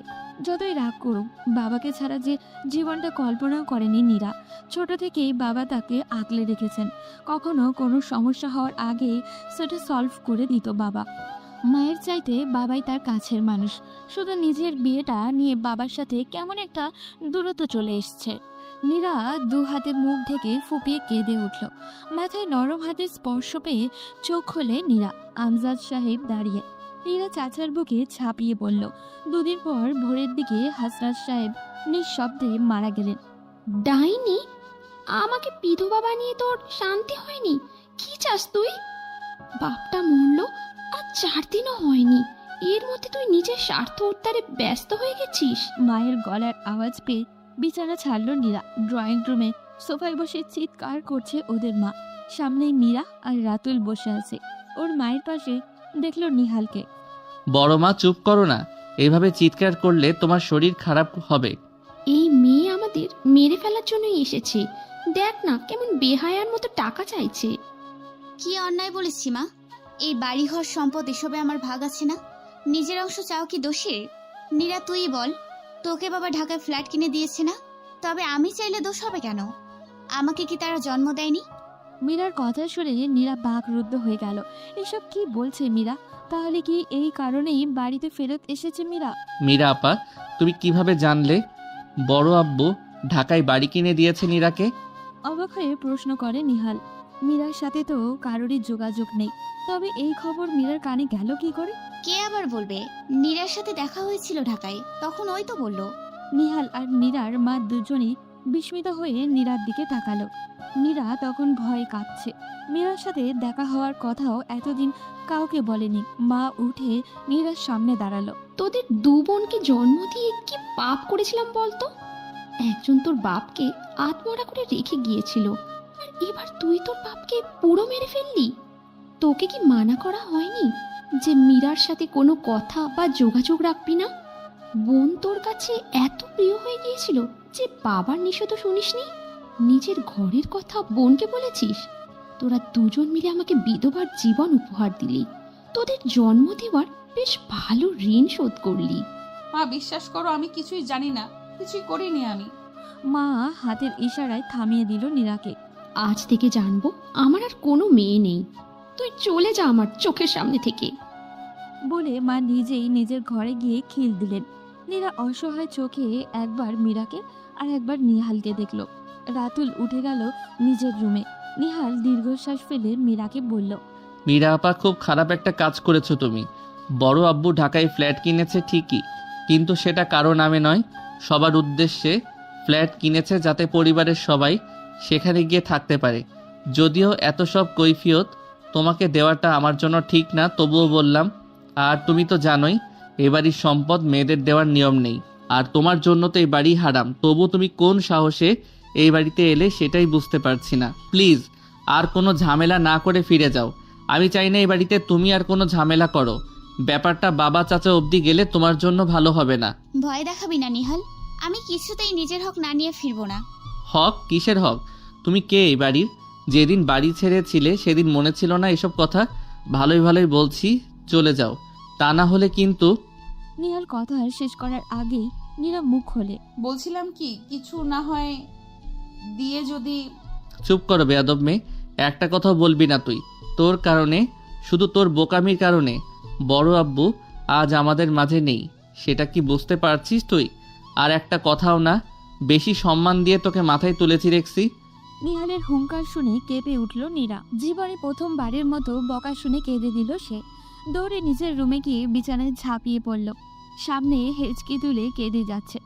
তার কি দোষ? সে তো কেবল অনেকদিন পর বোনকে দেখে আবেগে তাড়িত হয়ে গল্প করছে। বোনটা যে তার সেসব গল্প শুনে এইরকম করবে তা কি সে জানতো? সারাদিন খাওয়া দাওয়া হয়নি নীরার, কেউ তাকে খেতেও ডাকেনি। খিদেই পেট চো চো করছে। নীরারও অভিমান করে রুম থেকে বের হয়নি। যথেষ্ট হয়েছে রাগ দেখানো, এবার উঠে খেয়ে নে। নীরা ঘাড় ঘুরিয়ে দেখলো নিহাল খাবার এনেছে। নিহালকে দেখেই নীরার অভিমান যেন ফুলে ফেপে উঠল। খাবো না। সত্যি খাবি না? আমি কিন্তু সব খাবার নিয়ে যাব। যা না, একদম ভয় দেখাবি না। বেশ, তোরা বোন দুটো আসলে খুব স্বার্থপর। আমরা স্বার্থপর আর তুই খুব ভালো। আমরা মেয়ে বলে আমাদের দোষ সহজেই চোখে পড়ে, তুই ছেলে বলে সব দোষ মাফ। আমি আবার কি করলাম? তোর কারণে মীরা আপু পালিয়ে গিয়েছিল, তা কি আর সবাই জানে? বাবার কাছে তো তুই ঠিকই ভালো মানুষ সেজেছিলি, উল্টো সব দোষ হলো মীরা আপার। নীরা, কি সব বলছিস? মাথা ঠিক আছে তোর? ঠিকই বলেছি। তুই বাবার কাছে মীরা আপার নামে মিথ্যা নালিশ দিসনি? বল। ব্যাস, যথেষ্ট হয়েছে। না জেনে এসব বলতে একটু গলা কাঁপছে না তোর? তোর বোন সম্পর্কে কতটুকু জানতিস তুই যে আমায় মিথ্যা অপবাদ দিচ্ছিস? আর আমি যদি মিথ্যাই বলতাম তবে বড় আব্বু আমায় কবেই ত্যায্য করতেন, এটুকুই বুঝিসনি? ছি, এত বড় মিথ্যে আমার নামে বললি তুই? নিহালের কথায় একটু দমে যায় নীরা। মিনমিন করে বলে, তুই না বললে তো বাবা জানতোই না। মীরা আপাকে না মারলে কি সে বাড়ি থেকে পালাতো? এই জন্যই বলে অল্প বিদ্যা ভয়ঙ্করী। তোর মীরা আপা এলাকার বখাটে রুহুলের সাথে প্রেম করত, পালিয়ে বিয়ে করে রুহুলকে নিয়ে এই বাড়িতে আসার প্ল্যান করছিল। আর সব জেনে আমি চুপচাপ থাকতাম, এটাই বলতে চাইছিস তুই? আমি চেয়েছিলাম মীরা আপাকে ওই বখাটের হাত থেকে বাঁচাতে, তাই বড় আব্বুকে কথাগুলো জানিয়েছিলাম। এটা কি আমার অন্যায় হয়েছে? যদিও মীরা আপা কোনো বাধাই মানেনি, বংশের মুখে চুনকালি মেখে ওই রুহুলকে বিয়ে করেছে। আর তুই কি করেছিস? সেই বোনকে বিশ্বাস করে মনের ঝাঁপি খুলে দিয়েছিস। মীরা আপার সাথে যে তোর দেখা হয়েছে তা তো আমাকে একবারও বলিসনি। বললে হয়তো তোকে সব বলতে পারতাম। বড় আব্বু হয়তো আমাদের মাঝে থাকতেন। কি করেছিস তুই? নিহাল একদমে কথা বলে যায়। এরা ভীষণ খারাপ লাগছে। ও তো ভেবেছিল নিহালই শয়তানি করেছে, যে কারণে মীরা পালিয়ে গিয়েছিল। মীরা আপা বড় আব্বুকে কতটা হার্ট করে কথা বলেছে কে জানে। তুই তো জানিস বড় আব্বু কোনো অন্যায় কথা মেনে নিতে পারে না। এমনিতেই মীরা আপার কারণে হীনমন্যতায় ভুগত বড় আব্বু। বড় ভাই হওয়া সত্ত্বেও পরিবার সমাজের কাছে মাথা নিচু করে থাকতে হতো। তার উপর সেই মেয়ে যখন তার সামনে দাঁড়িয়ে আঙুল উঁচিয়ে তাকে অন্যায়কারী বলেছে, সেটা তার মনে কতটা আঘাত হেনেছে ভাবতে পারিস? কিভাবে ভাববি? তুই তো পারিস শুধু রাগ দেখাতে। বড় আব্বু তোকে জোর করে আমার সাথে বিয়ে দিল, সেজন্য তোর রাগ ছিল তার উপর। অথচ একটাবার ভেবে দেখলি না সে কেন এই কাজটা করলো? আমি আমি আমি তো আগে বুঝিনি। তুই না মেয়ে, মেয়েরা নাকি বাবাকে খুব বোঝে, অথচ তুই আজ বুঝলাম। বিয়ের এতগুলো দিন বাদেও তুই কেন আমার সাথে এমন ব্যবহার করিস। আমি পাগল, তোকে সবসময় আগলে রাখতে চেয়েছি, অথচ তোর তো আমার আগলে রাখার কোনো প্রয়োজনই নেই। যে এই মেয়ে নিজের বাবার ভালোবাসা বোঝেনি, সে আমায় কি বুঝবে? আমি সত্যি এত কিছু জানতাম না। তুই তো অন্তত বিশ্বাস কর আমায়। বিশ্বাস তোকে? কত কথা লুকিয়েছিস আমার কাছে। সেদিন কত করে জিজ্ঞেস করলাম তোর কি হয়েছে, বলেছিস কিছু? আজ থেকে নিজের মতো থাকবি। বড় আব্বু তো নেই, আমিও তোকে স্বাধীনতা দিলাম, যা খুশি কর, কেউ কিছু বলবে না আর। নীরা দিশেহারা হয়ে বসে পড়ল। এ কি করেছে সে? নিজের অজান্তেই এত বড় ক্ষতি করে ফেললো। নিজের বাবা নেই, মাও ভুল বুঝে দূরে সরে গেল, আর নিহালকে যে নিজের ভুলেই হারিয়ে ফেলেছে। এখন কি করলো নীরা? নীরার নতুন সেমিস্টার ক্লাস শুরু হয়েছে। এটাই লাস্ট সেমিস্টার, তাই নীরা ক্লাস ফাঁকি দিতে চায় না। এবার ঢাকায় আসার পর নীরার জীবনের রুটিন বেশ খানিকটা চেঞ্জ হয়েছে। আগে কর্তব্যের খাতিরে নিহালের কাজগুলো করত, কিন্তু আজকাল যত্নের সাথে করে। শুধু কি যত্ন, সাথে একটু ভালোবাসা কি নেই? নীরা বেশ ভাবে বিষয়টা নিয়ে। ভাবনার কারণ হলো নিহালের নীরবতা। নীরা যত যাই করুক, নিহাল কোনো কিছুতেই আগের মতো উচ্ছ্বসিত প্রশংসা বা সাড়া দেয় না। সকালে উঠে নিজের মতো খাওয়া দাওয়া করে অফিসে চলে যায়। সন্ধ্যায় কখনো কখনো বাড়ি ফিরলে চুপচাপ টেবিলে রাখা খাবার খেয়ে নেয়, কখনো কখনো খায় না, বলে খেয়ে এসেছে। নীরাও আর কথা বাড়ায় না। অবিশ্বাস্য হলেও সত্যি যে এই গুরুগম্ভীর নিহালকে নীরার কেমন জানি ভয় লাগে। কিন্তু সেই সাথে এত বড় বাড়িতে শুধু দুজন থাকে, তার উপরে কথাবার্তা নেই। সবকিছু মিলে নীরার দম বন্ধ লাগে। গত 1 মাসে নীরা হাঁপিয়ে গেছে। আজ ইউনিভার্সিটি থেকে একটু তাড়াতাড়ি ফিরেছে। একটা ক্লাস হয়নি, তাই খুব ক্লান্ত লাগছিল, তাই কিছু না খেয়ে ঘুমিয়ে গেল। তার সেই ঘুম ভাঙল সন্ধ্যা 7টা নাগাদ। চোখ ডলতে ডলতে উঠে এসে দেখলো ডাইনিংয়ে বসে কফি খাচ্ছে নিহাল। ওকে দেখে একবার তাকালো। তুমি কখন এলে? আচমকাই নীরার মুখে তুমি শুনে চমকে উঠল নিহাল। নিজের অবাক ভাব লুকিয়ে কুঞ্চিত ভ্রু নিয়ে নীরাকে দেখলো আপাদমস্তক। নিহালের সে দৃষ্টি দেখে নীরা মিয়ে গেল। সে কি কিছু ভুল বলেছে? স্বামীকে তো মানুষ তুমি করেই বলে নাকি? বান্ধবী মল্লিকা তো সে কথাই বলল। তোর কি শরীর খারাপ? নিহালের গমগমে কণ্ঠ শুনে বুক কেঁপে উঠল নীরার। না না তো, কেন? হঠাৎ করে তুমি করে বলছিস যে জ্বরটর হয়েছে নাকি? না, শরীর ঠিকই আছে। কি রান্না করব রাতে? নীরা এবার ইচ্ছে করেই সম্বোধন এড়িয়ে গেল। যা খুশি, আমার কোনো স্পেশাল রিকোয়ারমেন্ট নেই। আচ্ছা, তাহলে খিচুড়ি করি। নীরা উচ্ছ্বসিত হয়ে বকবক করে, আর নিহাল গোমরা মুখ করে রুমে চলে গেল।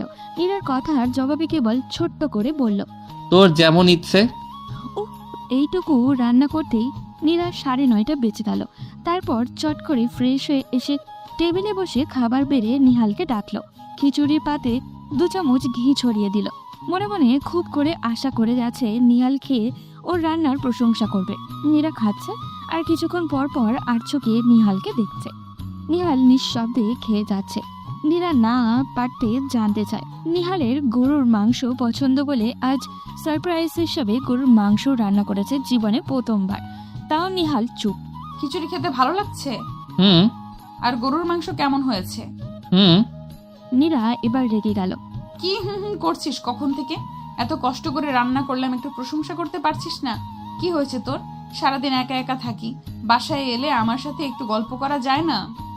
বাহ, তুমি থেকে তুই স্বরূপে ফিরলি তবে। আর তোর সাথে কি কথা বলবো? তোর তো আমার কথা পছন্দ না, তাই তোকে বিরক্ত করি না। নিজের ব্যবহারে মনে মনে লজ্জিত হলো নীরা। এতদিন নিহাল ওর পিছে পিছে ঘুরেছে, তখন ও নিহালকে পাত্তাও দেয়নি। আর এখন অল্প কয়েকদিনের ভেতরে নীরা হাঁপিয়ে গেল। তাহলে নিহালের না জানি কত কষ্ট হয়েছে। তখনকার কথা আলাদা, এখন তো একটু কথা বলতে পারো। উফ, তোর এই তুমি করে বলাটা যেন কেমন লাগছে। দয়া করে তুই বল, এসব আমি নিতে পারছি না। দেখা যাবে হার্ট ফেল করে পগার পার হয়ে গেছি। বালাই শার্ট, এত আজে বাজে বকিস কেন? আচ্ছা যা, তুমি করে বলা বন্ধ। তবুও আমার সাথে একটু কথা বলিস। গেলাম, ঘুম আসছে আমার, সকালে আবার অফিস আছে। নিহাল যেন শুনতে পায়নি এমন ভাবে কথা বলল। নীরার জবাবের অপেক্ষা না করেই চলে গেল। এবার বড্ড অভিমান হলো নীরার, নিজেকে কেমন যেন বেকার মনে হলো। এদিকে মাও ঠিকঠাক মতো কথা বলে না ওর সাথে। এদিকে নিহালেরও একই অবস্থা, কোথায় যাবে সে? বাবা এইভাবে চলে গিয়ে একদম ঠিক করেনি। বাবা বেঁচে থাকলে নিশ্চয়ই বুঝতো ওকে, এভাবে অবহেলায় দূরে সরিয়ে দিত না। না হয় একটা ভুল করেই ফেলেছে ও, তাতে বলে এইভাবে সাজা দেবে সবাই মিলে ওকে? আর মীরা, সে কিভাবে পারলো এত কিছু করতে? তার কি একটুকু বুক কাঁপলো না? দেখা হলে ঠিক ঠিক এবার জবাব চাইবে নীরা। আজ আর বাসা যেতে ইচ্ছা করছে না নীরার। ক্লাস শেষে মল্লিকাকে সাথে নিয়ে একটা রেস্টুরেন্টে ঢুকে হালকা খেয়ে নিল। শপিং এ যাবি? তুই আর শপিং? তোর কি শরীর খারাপ নাকি নীরা? মল্লিকা অবাক হয়, যে মেয়েকে ঠেলে ঠেলে শপিং এ নেওয়া যায় না, সে আজ নিজ থেকে শপিং এ যেতে চায়। না রে, শরীর ঠিকই আছে, আসলে বাসায় যেতে ইচ্ছে করছে না। এত তাড়াতাড়ি গিয়েই বা কি করব? ওহো, তাহলে এই ব্যাপার। ভাইয়ের সাথে সব ঠিকঠাক হলো তোর? কোথায় আর হলো? আগে আমার সাথে সারাক্ষণ লেগে থাকতো, আর এখন আমার দিকে ফিরে তাকানোর সময় হয় না। আমার কি মনে হয় জানিস, ভাইয়া ইচ্ছে করে এমন করেছে। তুই হয়তো একটু বেশিই কষ্ট দিয়ে ফেলেছিস ভাইয়াকে। তা তো দিয়েছি। মনে মনে বলল নীরা। মল্লিকা কিছু বলতে যাবে তার আগেই ওর ফোন বাজলো। কথা বলেই তড়িঘড়ি করে উঠল। নীরা, খুব জরুরি কাজ পড়ে গেছে রে বাসায়, আমি গেলাম রে। কি হয়েছে? মা মনে হয় অসুস্থ হয়ে গেছে। আচ্ছা ঠিক আছে, যা তাড়াতাড়ি।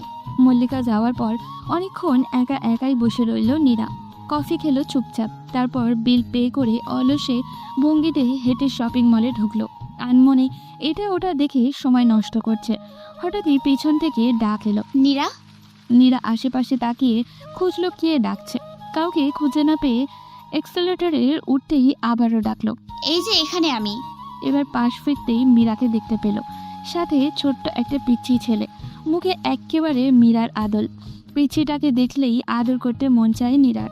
মীরা নীরার হাত ধরে টেনে নিয়ে এলো এক কোণে। কি রে, একা একা ঘুরছিস যে? এমনিতেই। তুমি এখানে কি করছো? দায়সারা ভাবে জিজ্ঞাসা করে নীরা। ওর মোটেও মীরার সাথে কথা বলতে ইচ্ছা করছে না। কি রে, রাগ করেছিস আমার ওপর? না, রাগ করবো কেন? এখন ভালো আছো তো? তোমার তো আবার নিজেকে ছাড়া অন্য কাউকে নিয়ে ভাবতে ভালো লাগে না? শোন, আমি ইচ্ছে করে কিছু করি নাই রে। বাড়িতে যেতে বাধ্য হয়েছিলাম। মাঝে মাঝে নিজেকে শেষ করে দিতে ইচ্ছে করে জানিস। অল্প বয়সে ভুল করেছিলাম, তার মাসুল দিচ্ছি এখনো। আমি নিজেকে কখনো ক্ষমা করতে পারবো না। আমার জন্য বাবা মারা গেল। বিশ্বাস কর, আমি কখনো এরকমটা চাইনি। তাই কি চেয়েছো তাহলে? সত্যি বলছি রে, আমি বাধ্য ছিলাম। রুহুল বাচ্চাটাকে আটকে রেখে আমাকে বাবার কাছে পাঠিয়েছিল। বলেছিল টাকা না নিয়ে আসলে বাচ্চাটাকে কিছু একটা করে ফেলবে। আমি কি করব বল? বাধ্য হয়ে আমাকে বাড়ি যেতে হয়েছিল। যে বাসা থেকে নিজ ইচ্ছে বেরিয়ে এসেছিলাম, সেখানে আবার ফেরত যাওয়া কতটা লজ্জার। তোকে কিভাবে বোঝাই বলতো? নীরা কিছু বলবে না, আসলে কি বলবে বুঝতেও পারছে না। শোন, আমি রুহুলকে ছেড়ে দিয়েছি। এখন একাই আছে আমার এই পুতুলটাকে নিয়ে। নিহালি সব ব্যবস্থা করে দিয়েছে। একটা চাকরিও ম্যানেজ করে দিয়েছে, ভালোই আছে এখন। শোন নীরা, তুই খুব লাকি যে নিহালের মতো লাইফ পার্টনার পেয়েছিস। ও তোকে অনেক সুখে রাখবে দেখিস। নীরার কানে যেন আর কিছুই ঢুকলো না। তার কানে মীরার বলা কথাগুলোই বেজে যাচ্ছে অনবরত। মাথায় কেবল একটাই নাম ঘুরছে, নিহাল। আচ্ছা, নিহাল কি কখনো তাকে ভালোবেসেছিল? ওদিকে বাসায় ফিরে পুরো বাড়ি খুঁজেও যখন নীরাকে পেল না, তখন নিহালের বড্ড ভয় হলো। নীরার আবার কিছু হলো না তো? আজ সারাদিন একবারও কথা হয়নি নীরার সাথে। ভেবেছিল অফিস থেকে তাড়াতাড়ি ফিরবে, কিন্তু শেষ মুহূর্তে এসে জরুরি কাজে আটকে গেল, আর বাড়ি ফেরার কথা মাথা থেকে পুরো আউট হয়ে গেল।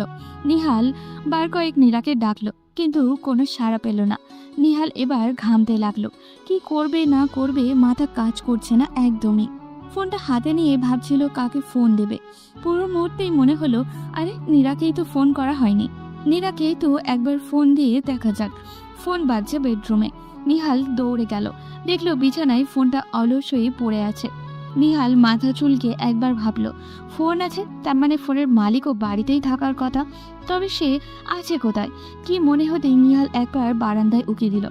যা ভেবেছিল তাই, নীরা দুই হাঁটুর মাঝে মাথা রেখে গুটিসুটি মেরে বসে আছে। নিহালের ভ্রু কুঁচকে গেল। এভাবে বসে আছে কেন মেয়েটা? বুকের ভেতরটা অজানা আশঙ্কায় কেঁপে উঠল। নীরা, কি হয়েছে তোর? এইভাবে অন্ধকারে বসে আছিস কেন? নিহালের গলা শুনে মীরা চমকে একবার ছট করে নিহালের দিকে তাকালো। তারপর উঠে এসে নিহালের বুকে ঝাঁপিয়ে পড়ল। নিহাল কিছুটা অবাক হয়ে দাঁড়িয়ে আছে। কে বলবে, কি করবে কিছু বুঝে উঠতে পারছে না। প্রিয় মানুষটা এত কাছে, নিহালের খুশি হওয়ার কথা।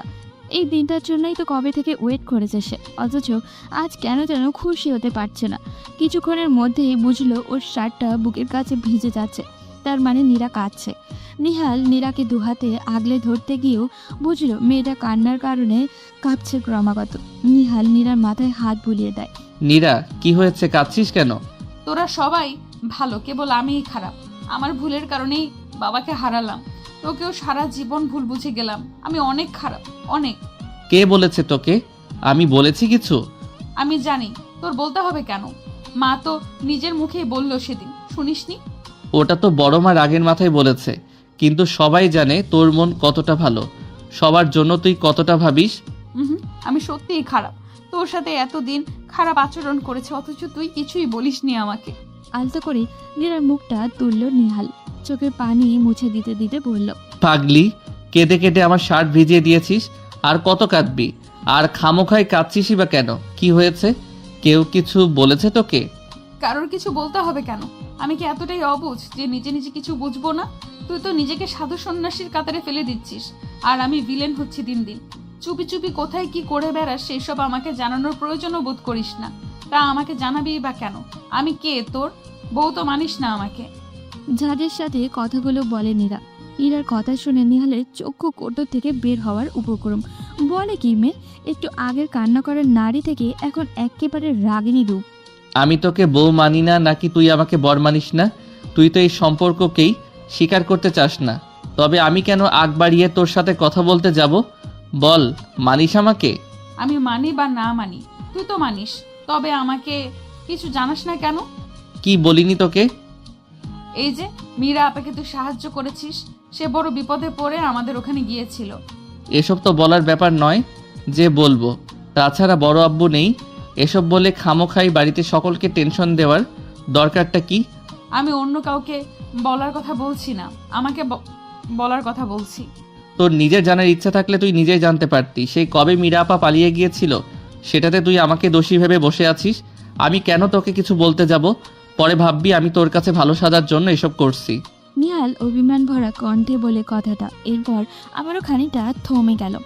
অথচ আমি চেয়েছিলাম মীরা আপা যেন ওই ছ্যাঁচড়ার সাথে না পালায়, তাই বড় আব্বুকে এসে বলেছিলাম।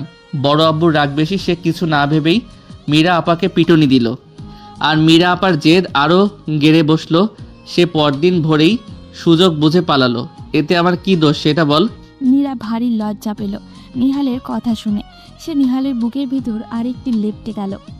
বাবার মীরা আপাকে এভাবে মারতে দেখে তোকে দোষী মনে হয়েছিল। তুই তো জানিস না, মীরা আপার যাওয়ার পর মা রাতে ঘুমাতো না। মাঝে মাঝে মাকে দেখতাম লুকিয়ে লুকিয়ে কাঁদতে, আর বাবা কেমন চুপচাপ হয়ে গেছিল। দেখেছিস তো, সেই রাগে মানুষটাকে আর খুঁজে পাইনি কখনো। দেখেছি। বলেই তোর সাথে বিয়েতে আমি আপত্তি করিনি, কারণ তার ভয় ছিল তুইও মীরা আপার মতো কোনো ভুল না করে ফেলিস। অথচ তোকে নিয়ে বড় আব্বুর অনেক স্বপ্ন ছিল, বলতো বুঝলি নিহু, আমার এই মেয়েটা অনেক ভালো, ওই একমাত্র এই পরিবারটাকে একটা বাঁধনে বেঁধে রাখতে পারবে, ও সবাইকে মানিয়ে চলতে পারে। সেই তুই কিনা আমার সাথে বিয়ে নিয়ে কত কিছু করলি। আচ্ছা বলতো, আমি কি এতই খারাপ যে তুই আমার সাথে এমন ব্যবহার করেছিস? জানি না, তুই তো খারাপই। তুই খারাপ না হলে বাবা কেন আমার সাথে তোকে বেশি ভালোবাসে? আমার বড় তুই, কেন ছোট থেকে আমার উপর অধিকার খাটাতি? বড়রা ছোটদের শাসন করে, উল্টো তুই আমাকে শাসন করতি। ও দেখি ছাড় তো, এইভাবে চুপচাপ বসে থেকে খামোখায় আমাকে টেনশন দিয়েছিস। এখন দয়া করে ফ্রেশ হতে দে, আর কিছু খেতে দে। নিহাল নীরাকে ছেড়ে একটু দূরে সরে দাঁড়ায়। হঠাৎ করে নিহালকে এমন ঠান্ডা গলায় কথা বলতে দেখে নীরা অবাক হলো। মনে মনে ভাবলো, ওর আবার কি হলো। ঠিক আছে, তুই ফ্রেশ হয়ে আয়, আমি টেবিলে খাবার দিচ্ছি। নীরা উৎসুক দৃষ্টি নিয়ে তাকিয়ে আছে নিহালের দিকে। খাবার আইটেম খুবই সামান্য, খিচুড়ি, ডিম ভাজি আর বেগুন ভাজা। নিহাল চুপচাপ খেয়ে যাচ্ছে, কিছু বলছে না। নীরারও প্রচণ্ড খিদে পেয়েছে, অথচ ও চাইছে নিহাল একবার ওকে খেতে বলুক নিজ মুখে। খিচুড়ি কেমন লাগছে খেতে? ভালো, তুই না খেয়ে বসে আছিস কেন? এই তো খাচ্ছি। প্লেটে ভাত নিতে নিতে নীরা ভাবছিল মীরার সাথে দেখা হওয়ার কথা বলবে কিনা। ভাবতে ভাবতে বলেই ফেলল, আজ মীরা আপার সাথে দেখা হলো, সাথে আপার ছেলেও ছিল। তারপর? তোর সাথে যে মীরা আপার যোগাযোগ আছে সেটা বলিসনি তো? যতটুকু যোগাযোগ রাখা প্রয়োজন ততটুকু রেখেছি। আমার ব্যক্তিগত কোনো বেনিফিটের জন্য তো যোগাযোগ রাখিনি, এটা আর আলাদা করে বলার কি আছে? বুঝলাম, তুই নাকি তার অনেক উপকার করেছিস। নিহাল এবার খাওয়া থামিয়ে নীরার দিকে তাকালো। মীরা আপার কথা শুনেই কি তোর মনে আমার জন্য প্রেম জেগেছে? দুদিন আগেও তো আমাকে তোর সহ্য হতো না, আর আজ এত কথা বলছিস যে? না, ব্যাপারটা সেরকম নয়। তাহলে কি রকম আমাকে একটু বুঝিয়ে বল। তোর নিজের তো আমার প্রতি বিশ্বাস নেই, অন্যের কথা শুনে এখন এসেছিস। ছোট থেকে একসাথে বড় হয়েছি, তবুও আমার প্রতি তোর কোনো ফিলিংস নেই, তাহলে এখন কিসের জোরে এত কথা বলছিস? আসলে তুই যা ভাবছিস তা নয়, তোকে কখনো স্বামী রূপে ভাবিনি। নিজের পরিবারের ভেতরে বিয়েটা আমার ভালো লাগে না। নিহাল বাঁকা হাসি দিয়ে বলল, তোর আমার বিয়েটা ছোট থেকে ঠিক করা ছিল নীরা, এজন্যই তোকে আমার 2 বছর পরে স্কুলে দেওয়া হয়েছিল, যাতে আমাদের পড়াশোনা এক সমান হয়। যেহেতু আমার সাথে তোর ম্যাচ হয়, তাই পরিবারের বড়রা নিজেদের ভেতর আগে থেকেই কথাবার্তা বলে রেখেছিল। এসব কি তুই জানতিস না? জানতাম, কিন্তু মানতে চাইতাম না। আর মীরা আপার ঘটনার পর তো আরও না, আমাদের জীবনের অশান্তির জন্য তোকেই দায়ী মনে হতো। আর এখন কি মানতে পেরেছিস?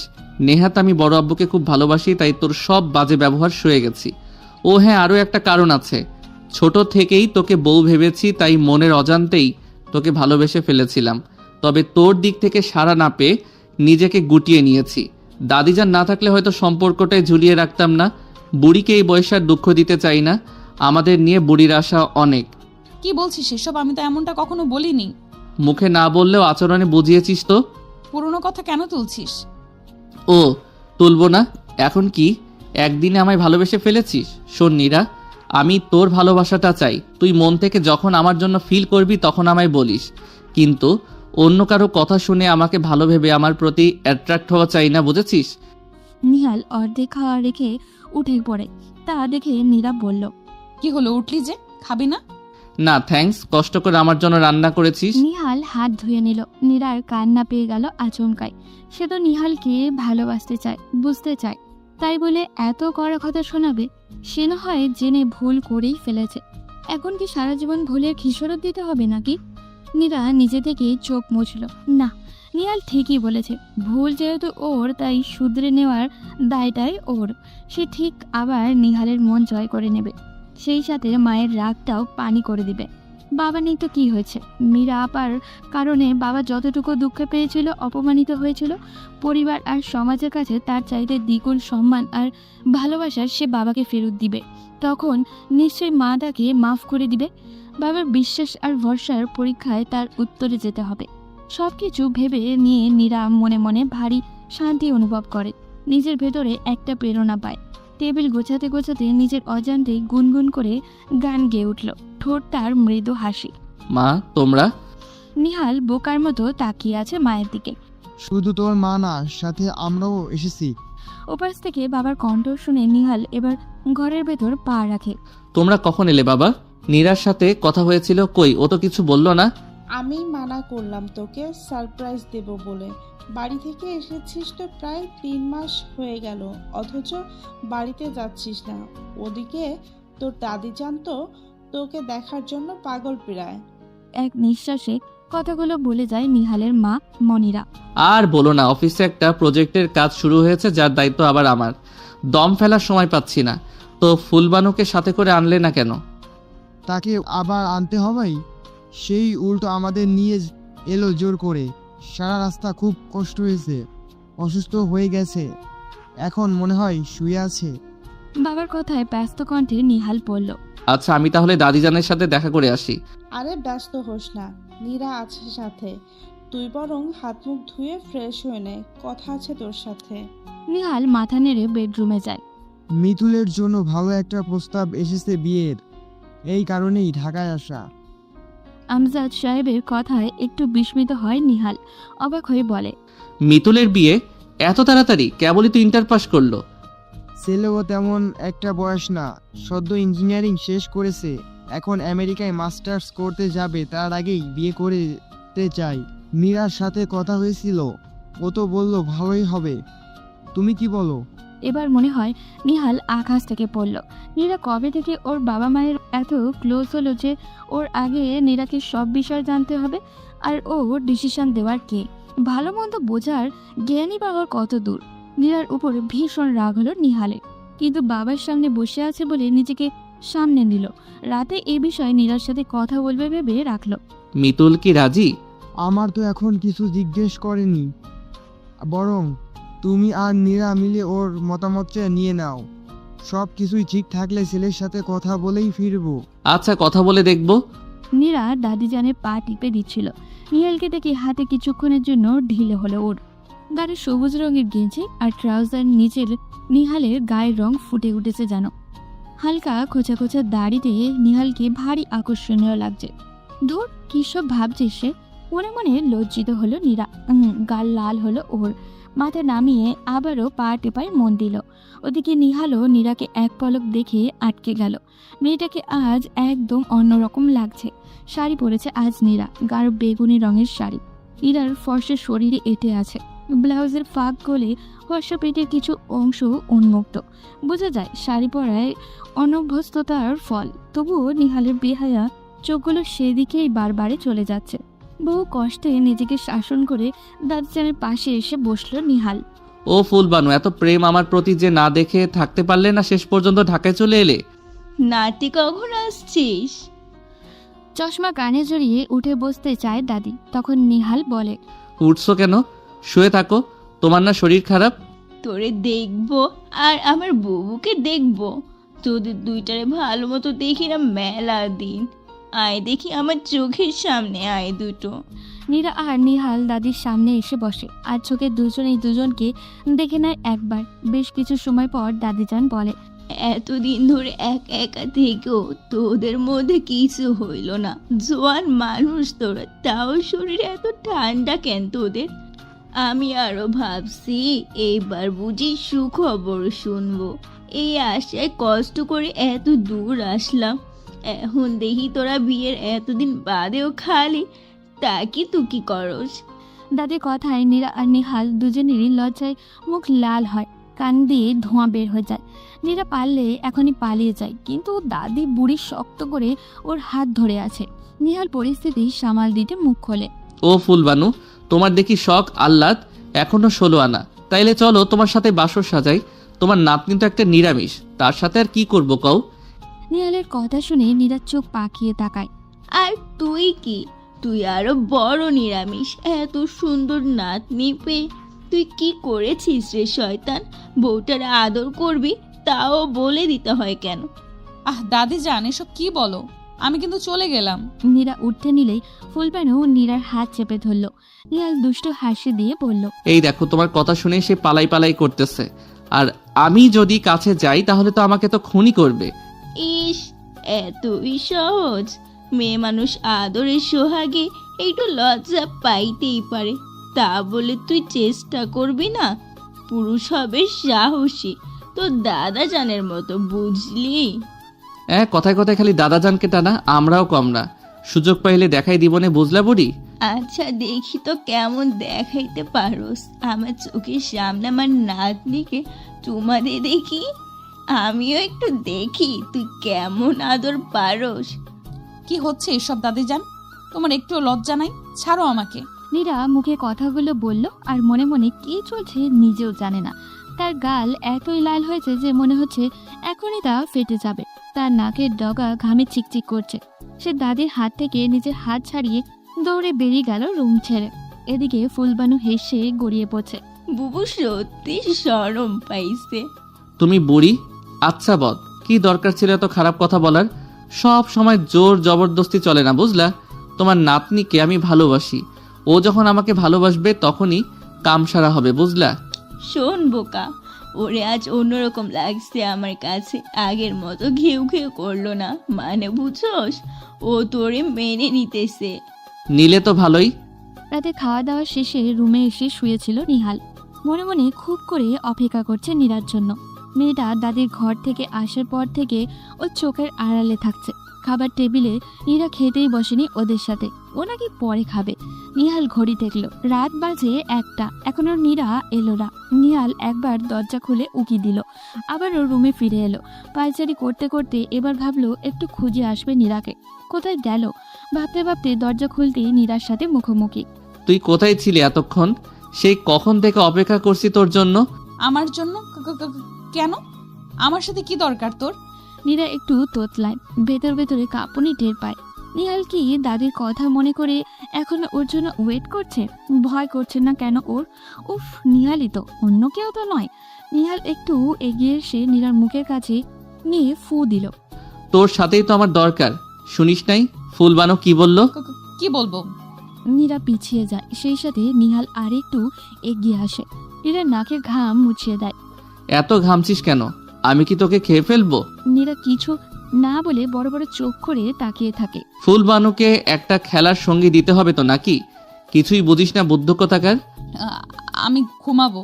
নীরা নিহালের সামনে থেকে সরে আসতে গেলেই নিহাল নীরাকে ধরে ফেলে পেছন থেকে। আজ শাড়ি পরলি যে, কি দরকার ছিল আমার মাথা নষ্ট করার? সামলাতে তো পারিস না। এই যে পেট বেরিয়ে আছে, এটা দেখে তো আমার মাথা নষ্ট হয়ে গেছে। কি করব এখন? নীরা তাড়াতাড়ি পেট ঢাকতে চায়। নিহালকে বড্ড ভয় হয় ওর। কি থেকে কি করবে কে জানে। ভালোবাসিস আমাকে? নীরার হাত ঘেমে যায়। কি বলবে ও? নিজের মনের খবর নিজে কি ঠিকঠাক জানে নীরা? বিছানা থেকে চোখ পিটপিট করে তাকে নীরাকেই দেখছিল নিহাল। চুলগুলো হেয়ার ড্রায়ার চালিয়ে শুকিয়ে নিচ্ছে। হালকা গোলাপি শাড়িতে ভারী সুন্দর লাগছে নীরাকে। নিহাল অপলক তাকিয়ে নীরাকেই দেখছে। আচ্ছা আলোয় মনে হলো গুনগুন করে গান গাইছে নীরা। ঠোঁটে মৃদু হাসি ফুটে আছে। নীরার হাসি দেখে নিহালের ঠোঁটেও হাসি ফুটলো। মাথায় খেলছে শয়তানি কিছু বুদ্ধি। বাঁকা হাসি দিয়ে নীরাকে জ্বালানোর প্ল্যান করলো। কি রে, চুল শুকাচ্ছিস যে বড়? এই সাত সকালে গোসল দিলি নাকি? নিহালের কথা শুনে নীরার গাল লাল হয়ে গেল। সে লজ্জায় কোনো কথা বলল না, নিহালের দিকে তাকালো। জানি এইসব নিহাল ওকে জ্বালানোর জন্যই বলছে। কি রে, কথা বলছিস না কেন? সাত সকালে গোসল দিলি কেন? ইস অসভ্য, ইচ্ছে করে আমায় লজ্জা দিচ্ছিস না? আমার ইচ্ছে হয়েছে দিয়েছি, তোর ইচ্ছে হলে তুইও গোসল দে, কেউ তোকে আটকে রাখেনি। চুলগুলো আছড়ে খোপা করতে করতে কথাগুলো বলে নীরা। যাচ্ছিস কোথায়? আয় না, আরেকটু গল্প করি। ঢং, জাহান নামে যাচ্ছি, যাবি? বলেই দরজা খুলে বেরিয়ে গেল নীরা। নিহাল মনে মনে জবাব দেয়, আর রাতের কথা মনে করে কুটকুট করে হেসে খুন হয়ে যাচ্ছে। নীরার মুখ বন্ধ করার মোক্ষম অস্ত্র পাওয়া গেছে। এখন থেকে চাইলেই যখন খুশি তখন ওকে ঘায়েল করা যাবে ভেবেই খুশি লাগছে ভীষণ। এতদিনে ভালো অস্ত্র পাওয়া গেল ওকে জ্বালানোর। বুবু, আজকে তোকে অন্যরকম লাগছে কেন বলো তো? আমার নাতনি তো মনে হয় কাম সারছে। ফুলবানু হেসে নীরার খোপা খুলে দেয়, এরপর দুষ্টু হাসি দিয়ে বলে, চুল দিয়ে আদর আদর গন্ধ পাই। নীরা টকটকে গাল নিয়ে দাদিকে ধমক দেয়। দাদি যান, সবসময় এসব কি? মুখে কিছু আটকায় না নাকি? ইস, বুবুর ঢং দেখো, মনে হয় ভাজা মাছটা উল্টে খেতে পারে না। তা আমাকে একটু বলো না বুবু, কি করলে? ফুলবানু বলতে বলতে খিল খিল করে হাসে। চুপচাপ খেতে চলো দাদি যান, আর যদি এইসব কথা বলো তবে আমি কিন্তু তোমার ঘরে আর আসবো না বলে দিলাম। আমি তো বলবোই, তোমাদের না জ্বালাইলে আমার ভালো লাগে না। ওইসব ভয় দেখায় কোনো লাভ নেই। যতদিন বেঁচে আছি তোমাদের জ্বালিয়ে যাব, পরে এই বুড়ি মরলে যাতে খুব মনে পড়ে তোমাদের। দাদি যান, সব সময় নিজের মতো কেন চলো? এত আজে বাজে কথা বলো কেন? এইসব বললে কিন্তু খুব খারাপ হবে, বলে দিলাম। একদম কথা বলবো না তোমার সাথে। রাগ করে না বুবু, তোমাদেরকে আমি একটু বেশি জ্বালাই, তাই না বুবু? খুব বেশি। শুধু জ্বালাও না, কষ্টও দাও। এখন তো এই কথা বলবাই, এখন তো তোমাকে জ্বালানোর নতুন লোক আসছে, আমাকে কি আর ভালো লাগবে? উফ দাদি যান, তুমি পারো বটে, আমি কি তাই বললাম? খুব বুঝছি তুমি কি বলতে চাও। এক রাতের আদর্শ আগে দাদিকেই ভুলে গেছো। মীরা এবার ভয়ে চুপসে যায়। টেবিলে সবাই বসে আছে, পাশে দাদি চাচিরা। সামনে বেফাস কিছু বলে ফেলে এই ভয়। দাদিকে বসিয়ে দিয়ে সবার প্লেট পরোটা তুলে দিচ্ছিল নীরা। তখন নিহাল এলো একেবারে সুটেড বুটেড হয়ে। নীরা কিছুক্ষণের জন্য যেন স্ট্যাচু হয়ে গেছে। নিহালকে আজ অসম্ভব রকমের হ্যান্ডসাম লাগছে। চুলগুলো জেল দিয়ে পরিপাটি করে আঁচড়ানো, ফর্সা মুখে শেভ করা দাড়ির নীল আবরণে ভারী আকর্ষণীয় দেখাচ্ছে নিহালকে। নীরার দিকে চোখ পাকায় নিহাল। শেষমেশ নীরা নিজেকে সামলে নিল। কিছুই হয়নি এমন ভাব করে নিহালের প্লেটে পরোটা তুলে দিল। নিহাল পরোটা ছিঁড়ে এক টুকরো মুখে দিতে দিতে দাদির দিকে তাকালেন। কি ফুলবানু, শরীর কেমন এখন? ফুলবানির চোখ টিপে নিহাল একবার বাবা মায়ের দিকে তাকালো। তারা দেখলেন কি? লজ্জা পেয়ে মাথা নিচু করে খেয়ে যেতে লাগলো, আর কোনো কথা বলল না। তখনই আমজাদ সাহেব কথা বললেন। মিতুলের সাথে কথা বলছিলে? কি বিষয় বাবা? বিয়ের ব্যাপারে। আমি কথা বলেছি ছোট আব্বু, মিতুলের কোনো আপত্তি নেই, আপনারা কথা আগাতে পারেন। নীরা বলে ওঠে। আমজাদ সাহেব আর মনিরা দুজনেই খুব খুশি। হ্যাঁ রে নীরু, সত্যি ভালো হলো। তোর কি মত বলতো? ভালোই হবে ছোট আব্বু, ছেলেও তো বেশি বয়স না, মিতুলের সাথে মানিয়ে যাবে। বেশ বলেছিস, তাহলে কথা আগাই, কি বলিস? নিহাল অবাক হয়ে দেখে একদিনেই নীরা বেশ গিন্নি হয়ে উঠেছে। নাকি আগে থেকে এত সংসারী ছিল নীরা, ওই দেখতে পায়নি হয়তো। কি সুন্দর সবার সাথে মিলেমিশে গেছে, কি বুদ্ধিমতের মতো কথা বলছে। নিহাল মুগ্ধ হয়ে গেল। মেয়েটা এতদিনে যেন একটু একটু করে ওর হয়ে উঠেছে। নীরার চোখে চোখ পড়তেই নীরা ইশারায় জিজ্ঞাসা করলো কি হয়েছে। নিহাল মাথা নেড়ে না করে। নীরা যেন কিছু একটা বুঝতে পারে নিহালের না বলা কথাগুলো। দুজনেই যেন দুজনার অব্যক্ত কথাগুলো বুঝে ফেলেছে। কারোরই মুখে বলার প্রয়োজন পড়ছে না। এত লোকের মধ্যে থেকেও দুজনের নীরবে একে অপরের সাথে মনে মনে কথা বলে চলেছে। কেউ না বুঝলেও ফুলবানু তার দুর্বল চোখ দিয়ে ঠিকই বুঝে গেলেন এই দুজনার গোপন খবর। চুলগুলো কি তার এমনিতেই পেকেছে? ফুলবানু দুজনের দিকে তাকিয়ে মুচকে মুচকে হাসছেন আর ওদের জন্য মনে মনে আশীর্বাদ করেন। বছর কয়েক পর অফিস থেকে ফিরেই কোনো কথা নেই, সোজা ছেলেকে নিয়ে খেলতে নামে নিহাল। ছেলে পেটে আসার পর দাদিজান অসুস্থ হলো। তার কারণে নীরা আর নিহাল ঢাকা থেকে শিফট হয়ে বগুড়া সেটেল হলো। ছেলের বয়স 5 বছর। পরিবারের সবার নয়নের মণি। নীরা ওর নামও রেখেছে মণি। ছেলেটাও মন এমন বাপ পাগল হয়েছে, নিহালকে দেখা মাত্রই কোলে নেওয়া পর্যন্ত কাঁদতেই থাকে। আজও তার ব্যতিক্রম হলো না। নীরা ভ্রুকুচকে কিছুক্ষণ বাপ ছেলের খেলা দেখলো। কপালে চিন্তার ছোঁয়া। নিহাল কথাটা কিভাবে নেবে আল্লাহই জানে, তবুও বলতে তো হবেই।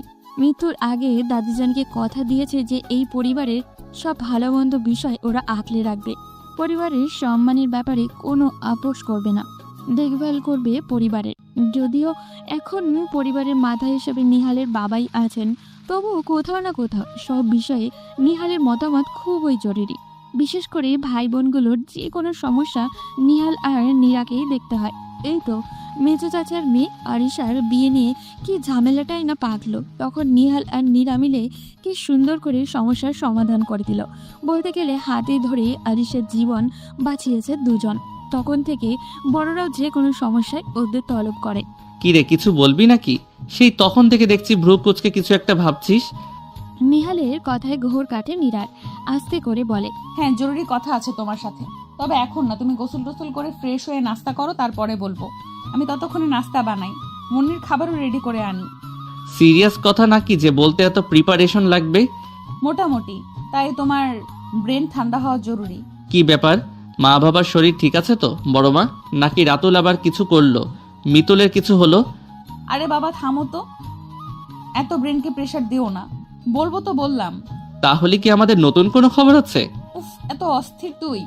বাজে না বকে গোসলে যা, মনিকে মায়ের কাছে দিয়ে আসিস, আমি গেলাম। নীরা দৌড়ে বেরিয়ে গেল ঘর থেকে। আর কিছুক্ষণ থাকলে নিহাল আরও কি কি বলবে কে জানে। পেছন থেকে নিহালের হো হো করে হাসির আওয়াজ এলো। নীরা ওকে প্রাণপণে তুমি বলার চেষ্টা করে, কিন্তু রেগে গেলে কিংবা মুরব্বি কেউ কাছে না থাকলে স্বভাব সুলভ তুই চলে আসে ওর মুখে। বাচ্চার সামনে তুই তোকারি করে না, এত নাকি বাচ্চারা উপর খারাপ প্রভাব পড়বে। এটাও অবশ্য মুরব্বিদের কথা। শোন, ছোট চাচা এসেছে বিকেলে। জানি, আমায় ফোন দিয়েছিল। ও আর কিছু বলেছে? কেন, আরো কিছু বলার ছিল নাকি? তুমি দেখা করনি? হ্যাঁ করেছি, ফুল ফ্যামিলি এসেছে, মৌমি সমী চাচি সবাই এসেছে। চাচা অবশ্য কথা বলতে চাইলো, পরে আবার বলল যে 2-4 দিন যাক, তারপর সবাইকে নিয়ে বসবে। ও, তাহলে আমি বরং না বলি, তুমি বরং চাচার কাছ থেকে শুনে নিও। বেশি ঢং না করে ঝেড়ে কাশ। কি হয়েছে মৌমি সমীর? সৌমিটাকে তো তুই জানিসই, কেমন বোকা। ভার্সিটিতে কোন ছেলে নাকি মৌমিকে পছন্দ করত, সেই থেকে ঝামেলা। আশেপাশে তাকিয়ে দেখলো কেউ আছে কিনা, তারপর নিজের স্বরে নিহালকে বলতে শুরু করলো। নিহাল অবাক হয়ে বলল, মৌমিকে পছন্দ করতো সমীর সাথে কি? ওরা জমজ গাধা। মৌমি নাকি একদিন বিরক্ত হয়ে ছেলেটাকে চড় মেরেছিল, তার শোধ তুলতে সৌমিকে মৌমি ভেবে তুলে নিয়ে গেছিল ছেলেটা, 2 দিন আটকে রেখে ছেড়েছে। নিহালের মুখের খাবারটা যেন আটকে আসলো, পানি দিয়ে একটু গিলে নিল খাবারটা। কি বলছিস এসব? কবেকার ঘটনা এটা? চাচা এতদিন বলেনি কেন আমাদের? দিন 10 আগের। বলবে কিভাবে বলতো? এত শখ করে মেয়েদের নিয়ে ঢাকায় গেল, এখন এরকম ঘটনা সবার সামনে মাথা হেট। নিহাল কিছুক্ষণ মাথা নিচু করে বসে থাকলো, ভাবলো কিছু একটা। এরকম পরিস্থিতিতে কি করা যায়? লোক জানাজানি হলে তো খুবই সমস্যা হবে মেয়ে দুটোর বিয়ে হতে। কি করব বলতো? আমিও বুঝতে পারছি না। সৌমি তো কেঁদে কেটে হয়রান, মমি কিছু বলছে না, চাচি একেবারে খেয়ে হারিয়ে ফেলেছে। বাবা চাচারা কেউ এখনো কিছু জানে না, আমি মানা করেছি কাউকে বলতে। ভালো করেছিস, দেখি চাচার সাথে কথা বলে কিছু ব্যবস্থা নেওয়া যায় কিনা। পরের দিনগুলো ভারী ব্যস্ততায় কাটলো নিহালের। সে ঢাকায় গিয়ে পুরো 1 সপ্তাহ কাটিয়ে এলো। 1 সপ্তাহ নীরা তাকে ফোনেও পেল না।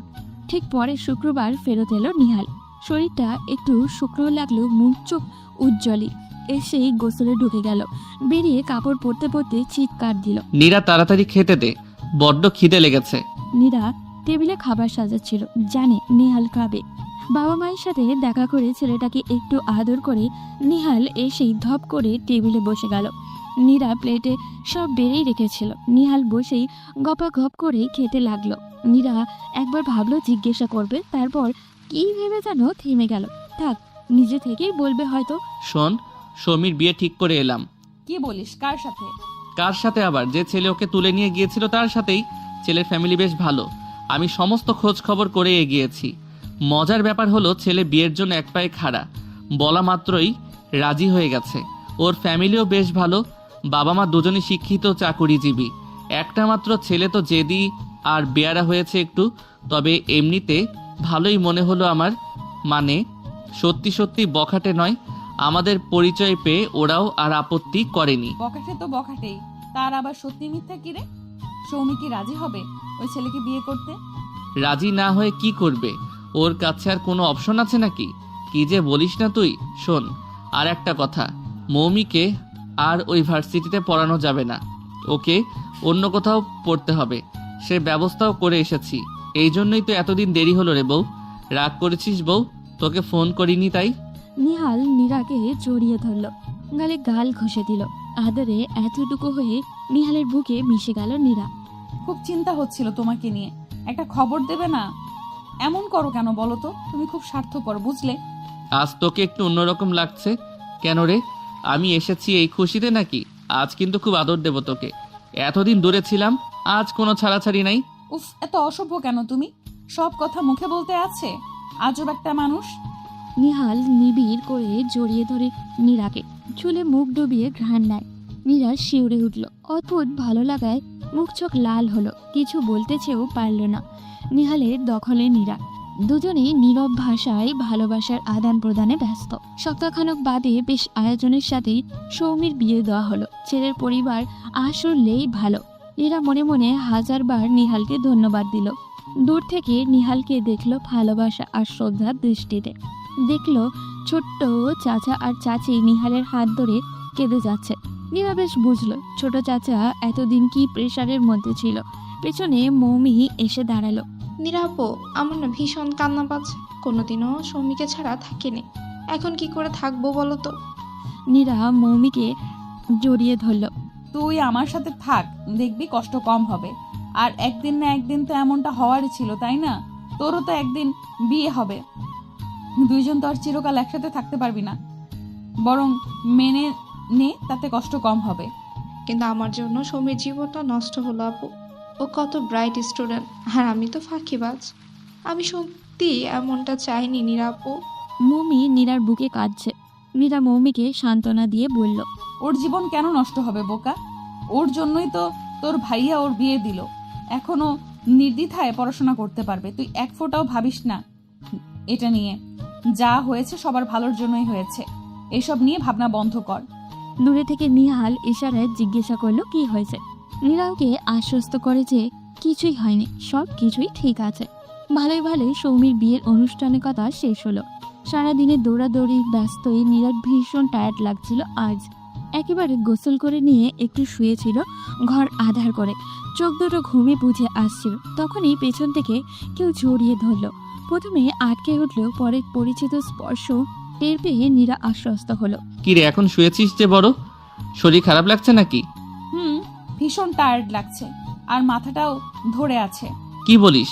আচ্ছা দাঁড়া, মাথা টিপে দিচ্ছি। নিহাল মোলায়েম হাতে নীরার মাথা টিপে দেয়। কিছুক্ষণ চুপচাপ থাকে নীরা। মনি কোথায়? বাচ্চাটাকে আজ সারাদিন কোলে নেইনি। মায়ের কাছে আছে, দেখলাম ঘুমাচ্ছে। ওকে নিয়ে আর ভাবিস না তো, মা ওকে বেশ সামলাতে পারে। তোর কি বেশি খারাপ লাগছে? কফি খাবি? খাওয়া যায়। আচ্ছা আমি বানিয়ে আনছি। আমারটা বেশি কড়া করিস না। Okay madam. বলেই নিহাল চলে গেল রান্নাঘরে। একটু পর ফিরে আসলো। এই যে আপনার কফি। নিহাল কফির মগ বাড়িয়ে দিল নীরার দিকে। চল একটু বারান্দায় যেয়ে বসি, অনেক দিন ধরে বসা হয় না। নিহাল অবাক হলো নীরার প্রস্তাবে। মনে মনে একটু খুশি হলো। ও আজও ইচ্ছা করছিল বারান্দায় বসতে।